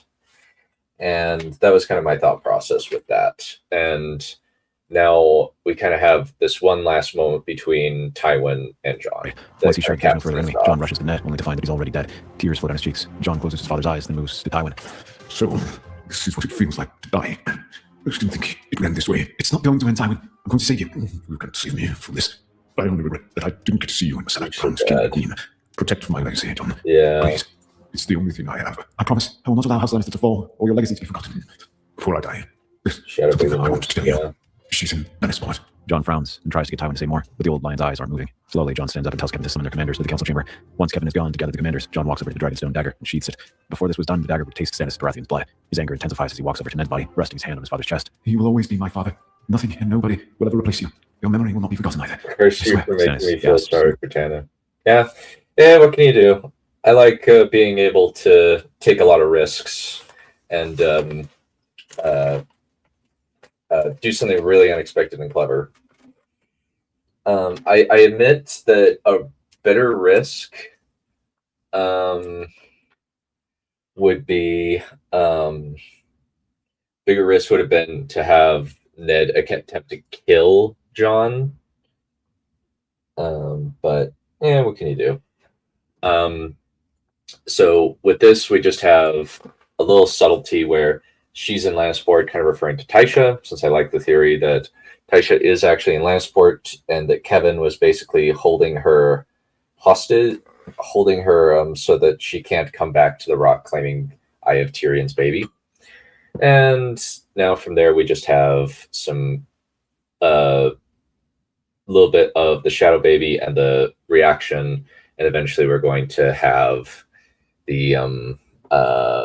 the final confrontation between Stannis He was over and the bed, Jon. clutching his chest where he'd felt the knife go through him. Sounds of a horrible screaming was coming from Melisandre's tent, as if someone was murdering her. Grunting with pain, Stannis rushes out to the Red Woman's tent, only to find her shaking and quivering on the ground, clutching at her head. All the men around him were giving each other looks of unease, their posture clearly frightened. Stannis growls and shakes Melisandre, causing her eyes to open. After he demands to know what happened, the Red Woman blurts out that she felt the knife, and when she saw the look in Jon Snow's eyes, she had seen death. Assault the castle, now. As Stannis' forces prepare for their assaults, the Lannister commanders assemble and start debating what they must do. Most are unable to believe the story of the Shadow Assassin, but after Kevin and Jon both testify that it was a supernatural being, along with the guards, fear starts rising within the group. What could prevent such a monster from simply killing all of them? Only Valyrian steel had managed to kill it, and now Stannis was beginning his assault. What can a mere man do against such sorceries as this? I have a mind to surrender rather than risk further death among my officers. No, but your grace, no, I will not surrender. I mean to kill Stannis Baratheon, and whatever conjurer made that assassin. There is nothing we can do. We're outnumbered, and even if we're to fight, who's to say that he won't try that again? He's used the trick once.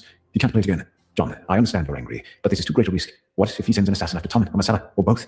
Then we must move quickly. Whatever thing that was had whatever life it possessed snuffed out, and it took several hours for it to come for us. We've lost my brother and your foster father, Jon. I can't risk any further death to my family. Stannis has won. All Stannis Baratheon has done is rouse a dragon and fill him with terrible resolve. I mean to fight him to the bitter end, and if need be, to ride out and meet him. Will you stand with me as Lord Marshal Sir Kevin? Kevin stares at Jon, seeing in him a young Tywin, specifically the one who had stood up in open court and defied their father about betrothing Jenna to a fray. Slowly, he kneels to Jon and accepts the wolf's head and his sword pin. After Kevin stands and clasps his arms with his Yeah, so with this bit, I really wanted to just have a bit where Kevin is like, hey, we got a bad thing going.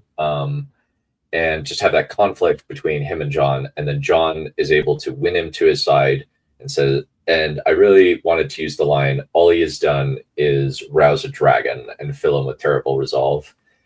Similar to the rouse a sleeping giant and fill him with terrible resolve line from, I think it's from a Japanese general. I forget his name. Please forgive me. But I just felt like, yeah, we got to do that. That would be great.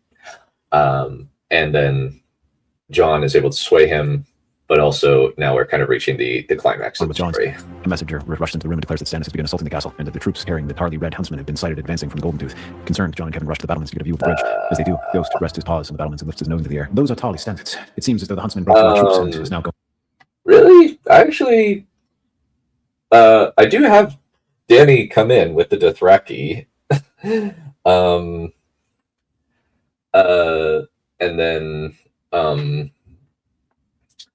I do have Danny Khan with this Thraki and Mary Aegon, and Rhaego gets a stepdad in this. So I haven't included the Targaryens in a couple. I think the main ones that I didn't include them in were, let me look. Let me take a look at my list. Let me grab my. Let me take a look at my list. My 3 videos. You do? Yeah. Yeah, I made sure to include them. But if we're looking at videos that I haven't included the Targaryens in, I didn't include them in this one.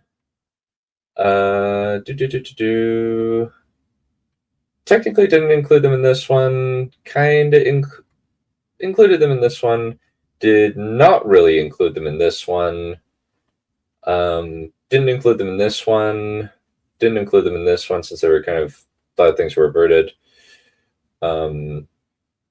This one I did not include them in. I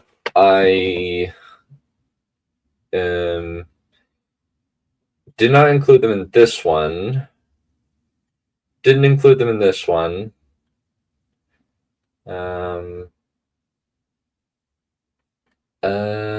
Didn't include them in this one. Kind of include them in this one.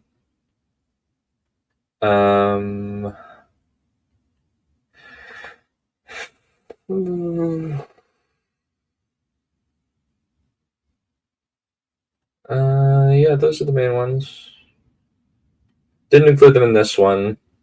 So there's quite a few where I haven't used them. Where I just felt like, hey, let's. Oh, I didn't include them here. So, yeah, I do include them at the end. So I felt like I needed to wrap that up, and I felt like I wanted to also have a little bit of a setup with earlier with Robb taking the banners and then being able to sneak up on Stannis' host and then hit them. Going to reinforce Stannis. You may well be. Wait, do you see that? The ships moving the hills behind Stannis' army. I don't. No, you're right. Are those wolves? It is an army of wolves rushing towards Stannis' army. As the wolves collide with the Stormlanders, the Red Huntsman banners fall, replaced with the banners of the Direwolf, Falcon, and Trout. As the reinforcements charge into the Baratheon host, Jon turns to Kevin and offers his hand for glory and vengeance, for legacy, for your brother, for your family. Both men clasp arms and run down to the massive entryway behind the gates. Jon vaults onto his horseback, Shadow, and then rides in front of the Lannister soldiers, his sword coming out of its sheath with a hiss. Any man who'd be a knight and follow a king, follow me. Hear us roar. The cheer is taken up by the Lannister men as the gates open, allowing them to charge forward under the causeway. As they do, the garrison in Lannisport rushes out to slam Stannis in his southern flank. Jon goes galloping to the enemy, Kevin at his side. With most of his means of retreat broken, Stannis tries a desperate gamble. Drawing ice, Stannis rushes to meet the Cinder Prince and motions Mr. Loras to follow him. However, as the Knight of Flowers gallops toward Jon, Ghost attacks, dodging around Loras' lance and rips out his horse's throat. With a scream, the animal falls to the ground, leaving Stannis to face Jon. For a few moments, both men smash their swords against each other, with chips flying from Jon's weapon as regular steel strikes Valyrian steel. As a sudden blow from Stannis causes Jon's foot to slip, and he tumbles from the saddle. Stannis leaps from his own horse and swings down at Jon, who raises his sword. With a clang, the two blades meet, and Jon's blade snaps. Grunting, Jon rolls away and raises his shield, tossing Tywin's gift. Face implacable, Stannis raises his eyes. Recognize this. I feel like it's one of my best, honestly. I'm very proud of how that one turned out, honestly. I would say Viserys and Khal Drogo because that's at least Otto and Daemon has some measure of civilization about it.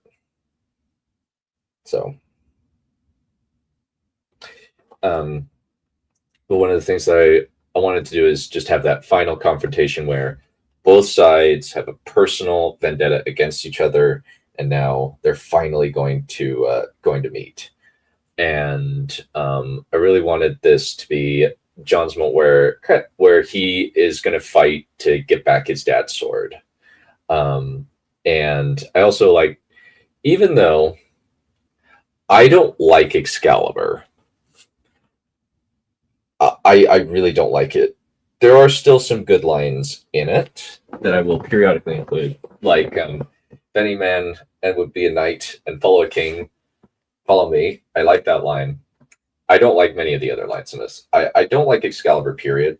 I like elements, a couple like lines from Excalibur, most of the time I just don't like it. It's kind of proof that John Borman was never a good director. And the Lord of the Rings scripts proved that he was a bad writer.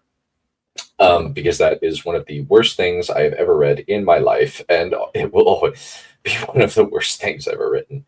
I am honestly sad that it never got made into a movie, because it would be so funny, and I would watch it. But then I wanted to have a little bit of Stannis being kind of the Sheriff of Nottingham to John's Robin Hood, where he has Ned's sword and even taunts him with it. It belonged to your father. Fitting that I used it to send you to meet him. For answer, John grabs a fallen man's sword and resets himself. Eager, despite himself, Stannis takes ice in both hands and starts hacking at John. As the two kings duel, the battle further devolves into chaos as the Baratheon host is pressed from three sides. In the midst of fighting, Robb sees John facing off against Stannis. Great John, small John, clear me a path to my brother. Lord Bolton, hit the enemy there. We want them corralled. Roaring, the Umber giants barrel into the midst of the enemy, with Robb and Grey Wind behind him. Abruptly, Robb sees the flash of the sun on ice as Stannis swings the sword at him. The ancient blade breaking chunks off John's shield from the force of impact. John's own sword seems a tiny thing against the monster size of ice. Not wanting to watch his brother die, Robb draws Heartsbane and throws it towards John. In a half second, John grabs the greatsword, discarding his shield, then starts to engage Stannis. Without having to worry about his sword breaking, John is able to match the Iron Stag, stroke for stroke, despite the other king being a head taller than him. Finally, John forces Stannis to overextend just slightly, and he brings Heartsbane down in the king's hands. A scream emerges from Stannis as he stares down at the stumps of his hands. Right before John slashes him across the throat, the king falls to the ground, and with him, the last vestiges of morale shatter. Shaking, John stares down at his foe, leaning heavily on Heartsbane. Robb and Arya rush up to him, clapping him on the back and yelling cheers in his ears. John can barely hear them. All he can do is look down at ice, his father's sword. Eventually, Robb and Arya notice his melancholy and stop celebrating. John, are you all right? They're dead. Robb, father, and Tywin. They died because of him. Because of Stannis. No. How could this be? Shadow magic. I need to find his sorcerer. I won't let our father's murder run free. Agreed. Lord Bolton, search the fleeing for signs of the sorcerer and bring them to us. After Melisandre is dragged before John, the Cinder Prince looks down at his father's killer. For a moment, he hesitates, and at the look of terror in her eyes, she looks at him. But John steels himself, draws his knife, and opens her throat. Once the prisoners are gathered in their... Yeah, I wanted this bit, Styggai. I need to research Styggai, actually. I'm not that familiar with it, I will say. I need to kind of do some research into that. I'm not very familiar with it. One of the things that I definitely wanted to do here was John kind of just essentially executing Mel and kind of removing that as removing her as a piece from the board. And I just felt like that would be a suitable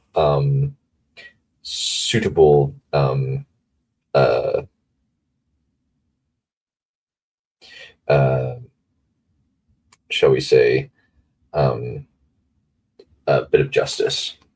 Huh. Yeah, sideshow to a side. Yeah, that makes sense.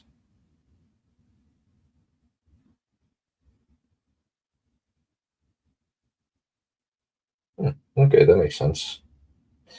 But one of the things that I wanted to just have here is just have a personal fight. I feel like I was able to accomplish that. Now we're kind of in the we're just finishing things up. John formally points Robb his hand to the king, working with Sir Kevin as Lord Marshal. Satisfied, John has Mace Tyrell brought out. So, it would appear that you're in a bit of a hard situation, Lord Tyrell.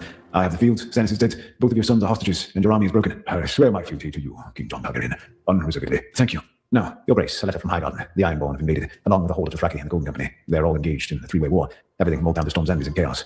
My son and daughters are in the middle of that. Please, your grace, release me and my men so that we can drive these invaders out. I say we let the Golden Company fight the Dothraki till they're gone.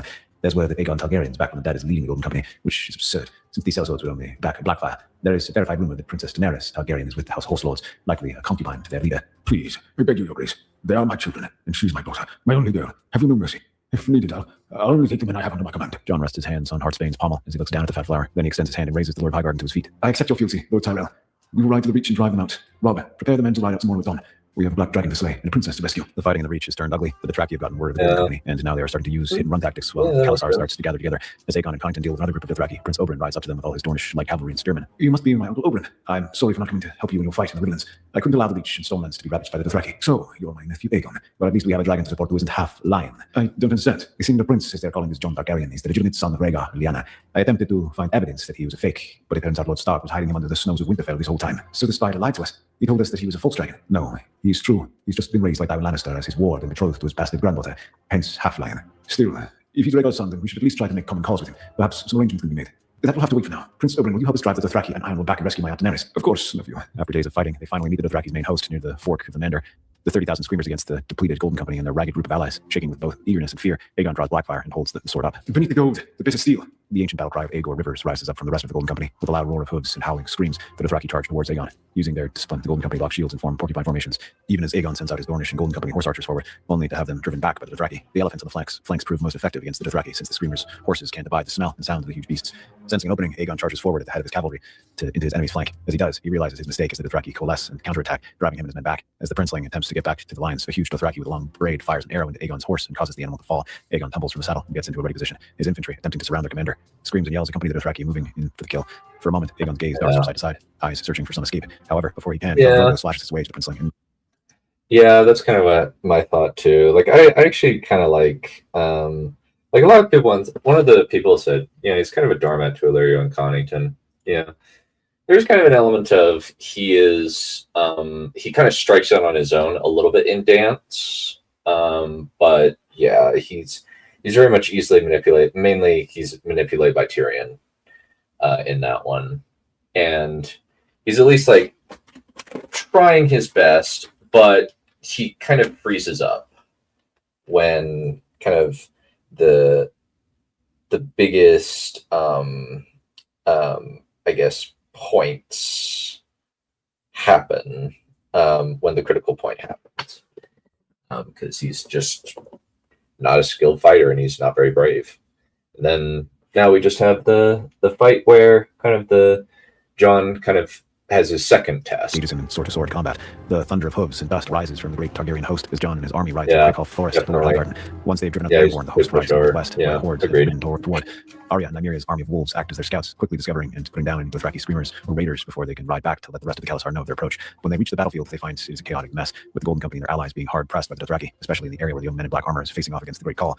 After taking a look at the battlefield, Jon spurs his horse forward and motions to Robb, Arya, and Kevin. Robb, take the Blackfish and the Knights of the Vale down the left flank while we keep the Golden Company from folding. Kevin, follow my banner down to the center. We're going to cut our way through. Arya, let's see how these screams fare against Nymeria and head back. The instructions given, the others ride to their respective commands. Ghost shakes his head and stares silently at the Dothraki, saliva flowing down his jaws. Smiling, Jon reaches down and strokes the wolf's head before drawing Heartsbane and spurs his horse forward. The first strike is Arya's wolves slamming into the Dothraki, causing their mounts to scream and rear as the wolves savage them. Though Grey Wind and Nymeria caused them the most terror. With the troops softened up, the heavy Westermen and Vale cavalry slammed to the screamers, throwing them from their horses and slashing them open.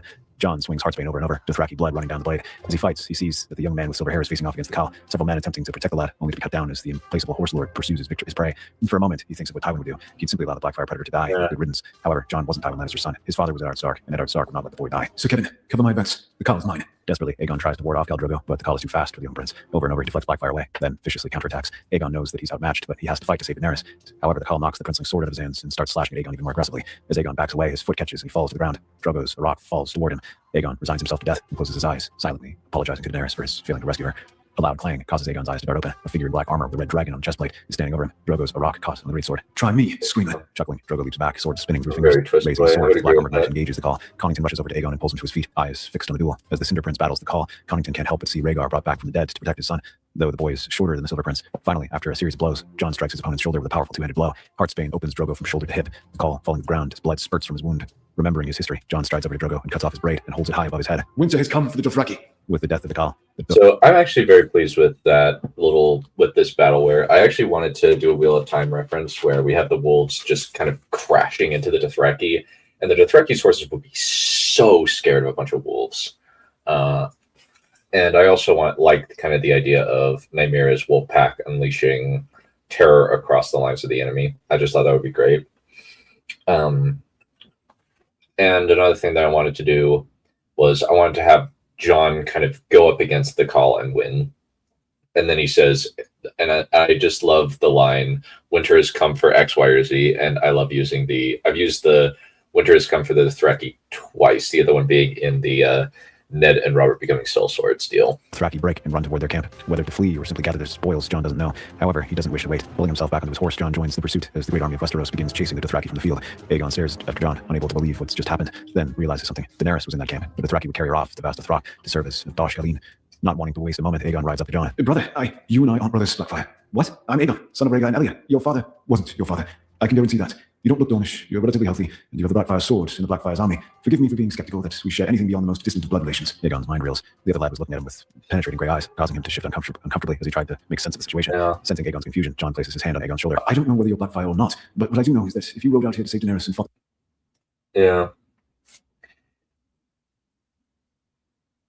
And yeah, she generally did care about him. Yeah, Jon and Dany are better. Yeah, I did decide to do Jon, keep Jon and Marcella, and then just make it Aegon and Dany, because I was like, yeah, that's cute. Where he's kind of a hapless dude, and he's trying to do his best to rescue the princess, but he ends up kind of failing because he's a loser. But it's across the Soullands and reach. You've shown me your quality. I would like to work with men like you, Aegon Blackfire. Will you accept my hand in friendship and redefine your family's legacy? Aegon looks down at his shoulder, then back at Jon before nodding enthusiastically. Solemn expression changing. Yeah. Jon claps on the shoulder and spurs his horse forward. Come on. I think that your ancestor would be quite tickled if his heir were to rescue a princess named Daenerys. When they arrive at the camp, it's a mess of chaos, looting, and death is widespread, but Jon quickly asserts control and makes his way toward the Call's burning tent. When the two princesses arrive, they find that Daenerys is inside trying to find a way out while clutching her stomach. Without hesitation, Aegon rushes into the burning tent and picks up Much Daenerys, better. escaping the flames. Less Once she's out of the tent, Jon summons one of his maesters to see the princess. Through the berth, Aegon holds Daenerys' hand and comforts her. As Jon watches the other lad take care of Daenerys, he sees that he's genuine and determined to make sure that he has a place in his kingdom. After a healthy boy with tan skin and silver hair is born, Daenerys looks up at the two boys in black armor, one looking like a Stark and the other looking like a younger version of her brother Viserys. Thank you both for helping me. Who are you? I think I know one of you by name, Jon Stark, the Cinder Prince, who claims to be the son of my brother Rhaegar, but I don't know who my rescuer is. I assumed that I was your nephew Aegon, but apparently I was misinformed. So why have you come? Is my son and Stars all right? Did Khal Drogo die in the battle? Well, it looks like the spider lied about her being a prisoner. No. I was given to the Khal by my brother. He intended to gift the Iron Throne to our son. I thought I was going to save you from the Dothraki. I wondered what the spider was planning it. Save me? Well, I'm rather flattered. Aegon, right? Indeed. The lad is positively moonstruck with the idea of you, princess, and so he wanted to play the hero and rescue you. Not even fire would stop him. Well, thank you, Aegon. I appreciate your effort. And you did save me, just not in the way you'd intended. Aegon blushes as Daenerys takes his hand and kisses him on the cheek. Satisfied that these two will get along, Jon turns away. Then he hears something coming from the three stones inside a chest that had caught fire. Blinking, he stares at the stones inside the burning box as they start to crack. Daenerys' hands go to her mouth as the eggs burst open. The three dragons emerging from the shattered stones and crawling toward them. Immediately, Jon picks up the white dragon as the green dragon and black prowl over to Daenerys and baby Rhaego. Aegon stares at the dragons. Then the boy drops to his knees. When news of the dragon hatchling spread through the ranks of Jon's army, cheers for the new king and the princess Daenerys, mother of dragons rising around them. However, noticing Aegon's... There's also a little thing where what I wanted to do here was I also wanted to have him have his hero moment where he does like a good boy fair change, yeah. And he rushes in and saves her and gets her out. And that's kind of it's kind of a small thing. He doesn't like get it by killing anybody, but he does it by just kind of stupidly running in through fire and grabs the girl that he's been trying to get his hands on, and saves her, because in this kind of moment she is probably really, really scared and is very very impotent, because of just the fact that she's pregnant and she has nothing, and so it's just he gets to kind of have his little moment to shine. Yeah, non-inbred age-appropriate relationship. Yeah, true. Objection. Jon puts his arm around the other boy's shoulder and declares him as savior of the Stormlands at Reach. As the cheers start to shift to applause for Aegon, the prince straightens and smiles, waving at the assembled crowd. After informing Oberyn that Tywin was dead, the Red Viper bends the knee after a long talk with Jon. He does request a marriage alliance between Robb and Arianna as a way of cementing the alliance between them. Robb agrees and asks for her to come to King's Landing so he can meet her. Marcella and Jenna watch from the lookout point above the lion's mouth. Tommen next to them with a cat in his arms. Abruptly, the boy starts dancing from foot to foot and pointing. Marcella follows her little brother's finger and screams with joy when she sees a flash of white fur next to a figure on a black horse with equally dark armor. Eagerly, she runs down to the stables and grabs a horse to ride out to meet Jon. When she gets close, Marcella leaps from her saddle into Jon's arms and starts smothering him with kisses. Jon is a bit embarrassed as Arya and Daenerys start snickering while Robb and Aegon laugh openly. After introducing his companions, there's kind of a little bit. There's actually a bit of feedback that Arya wouldn't where Arya would be laughing alongside Aegon and Robb. And I just think that it would be funny. And I also like the idea of the fact that the blood sacrifice of the battle and the fire would weaken, and the birth of Rhaego would birth the dragons. And so I'm like, yeah, let's do it. It makes the princess remembers her courtiers and formally welcomes them all to the rock. When she is introduced to the dragons, she squeals with delight, and Jon has promised to take her flying as soon as they're large enough. However, there's something that needs to be done. Jon looks through Lannisport until he finds Tysha and brings her north to a tearful reunion with Tyrion. Rather than face Jon's wrath, Varys and Littlefinger flee Westeros. They manage to take the books with them, but Jon simply sees everything owned by Littlefinger for the crown. This is mostly just cleanup. Dany and Arianne, yeah, would probably like people around her height. Yeah, since they're both tiny women. begins preparations for paying back the Iron Bank. Under Jon's leadership, the realm starts to repair itself. The Cinder Prince works with Kevin and Robb to create a professional army for Westeros, using a large assortment of men from And the ancient also- Stormlands, the Golden Company, and other kingdoms. And also, like, Targaryen women are not terribly tall, and especially since they got the Dornish blood into them, they're mostly short.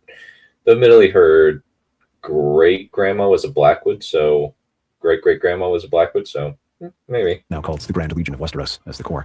Rather than having them stay in the Seven Kingdoms, Jon loans them out to conflicts in Essos to start repaying the Iron Bank. Aegon quickly proves himself as a quick study and is eager to learn from Jon and the others, quickly rising to the position of Lord Commander. Once his dragon is large enough to ride, Jon restores the practice of the King's Progress, where he'll tour the realm on his cream and gold wraith, visiting the lords and making sure they hear their disputes, often taking Marcella with him to get them used to the idea of her as queen. After their marriage, Daenerys and Aegon are named Prince and Princess of Dragonstone, with Rhaego growing up with Aegon as his father. Often, Daenerys has to ensure her son doesn't try taking his black dragon, Drogon, flying around the castle before he's ready. Robb and Arianna settle in King's Landing so he can perform his duty as his hand, while Sir Kevin serves as Lord Marshal of the Crown's army. Finally, the day comes when Marcella and Jon are to be married. Aegon and Daenerys Blackfire clap as loud as anyone else, young Rhaego between his heavy pregnant mother and stepfather. As soon as they're wed, the new queen grabs her husband and kisses him so thoroughly the whole court gasps. Within a few weeks, it's announced that the queen is pregnant, and since Robb's wife Arianna is pregnant with her second... Yeah, there's a whole thing that got cut where it's like she actually like pins him to the bed. I mainly just I'm like, she's Cersei's daughter. She's probably got a high sex drive, and she's probably been waiting a really long time for this.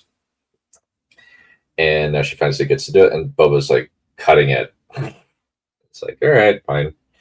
And then I love this little bit. Boba hates these wrap-ups, but I was like, this is a good, solid epilogue. Child, the brothers rehash an old argument. Are you going to finally relent and let me name my son Eddard? I still say me and Arianna are the only ones who get to name our son Eddard. There's already one Ned in the Seven Kingdoms. Wouldn't do to have a second Ned Stark and a Ned Targaryen running around. Can't have another Duncan situation. There'd be anarchy across the realm if it happened. Stop bickering, you two. Our first boy is going to be named Tywin, and that's final. You heard the queen. Her word is law. But the next boy? Will be named Jaime. Yeah. And the next? If it's a girl, Yeah, she'll be named he Arya. is. If it's a boy, it'll be named Tyrion, or maybe Aemon. Am I to have no say in the name of my children? Not really. It turns out to be twins, a blonde-haired boy and a dark-haired girl. When it comes time, Jon takes both of his children into the sky on his dragon, the two babies squealing with glee as their father takes them flying. When Jon dismounts Wraith, he holds his wife and children close, looking out at the pair of statues back to back on a large dais he commissioned to honor the two men who'd raised him. Tywin stands proud, gazing imperiously towards the west, with a quill in one hand and the other resting on the recreation of Brightroar, while Ned is turned toward the north, hands gripping the hilt of ice. That's our theory. Alrighty, and that's kind of the ending. I very much felt like this would be a pretty solid end where we have that little fun argument between them about, are you gonna finally relent and let me name my son Eddard? He's like, no.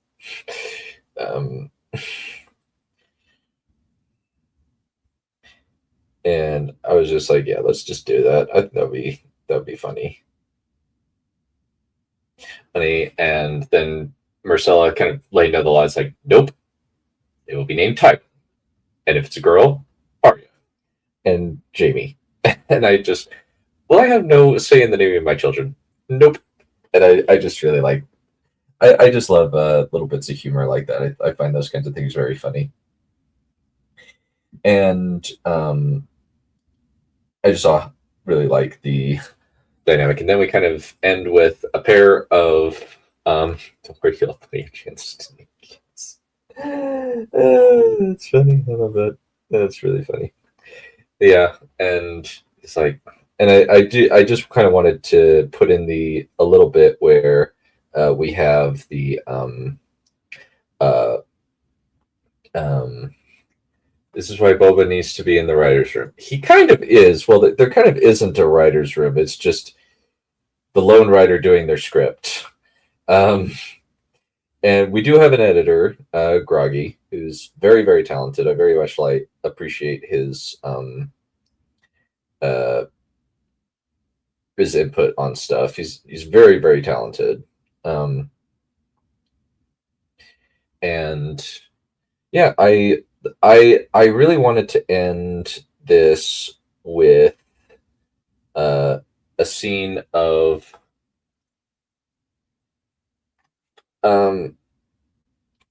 so that one was not me. That predated me. I wrote a couple of things like body snatchers. I have the epilogues. Yeah, I have cut most of the epilogues, and it actually is kind of convenient, honestly, where I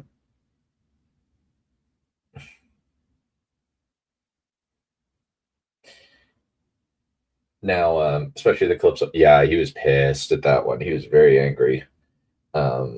Understandably, he was like, "That's a groomy relationship." He hated that one. Yeah, he was pissed. He was more pissed at the Aegon marrying Rhaenyra one, or at least as pissed off. I can't remember which he was more pissed off at. That would be fun. But yeah.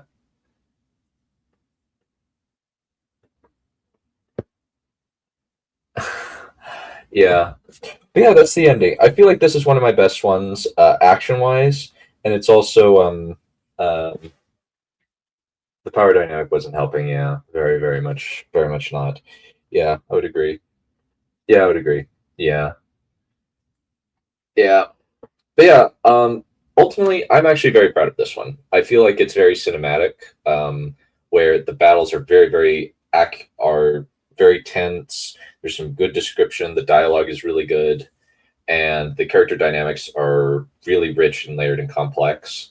And we get a really solid arc where Jon gets to prove himself and basically be a force in his own right.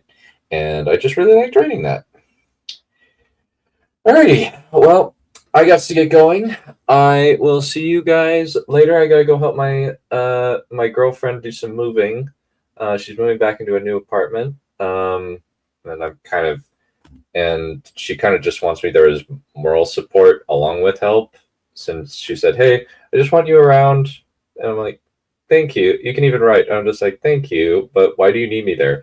Anyway, love you guys. Thank you. If you guys want to support me, you can take a look at my books on Amazon and purchase them. They're free on Kindle, and if you have Kindle Unlimited, and I get a percentage of how much you read. Anyway, thank you guys for coming. See you later. Bye. Can I get that a little bit? Last thing, and just look. What do you see?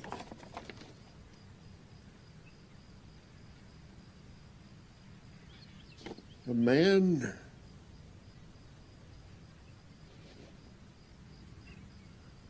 fucking a horse.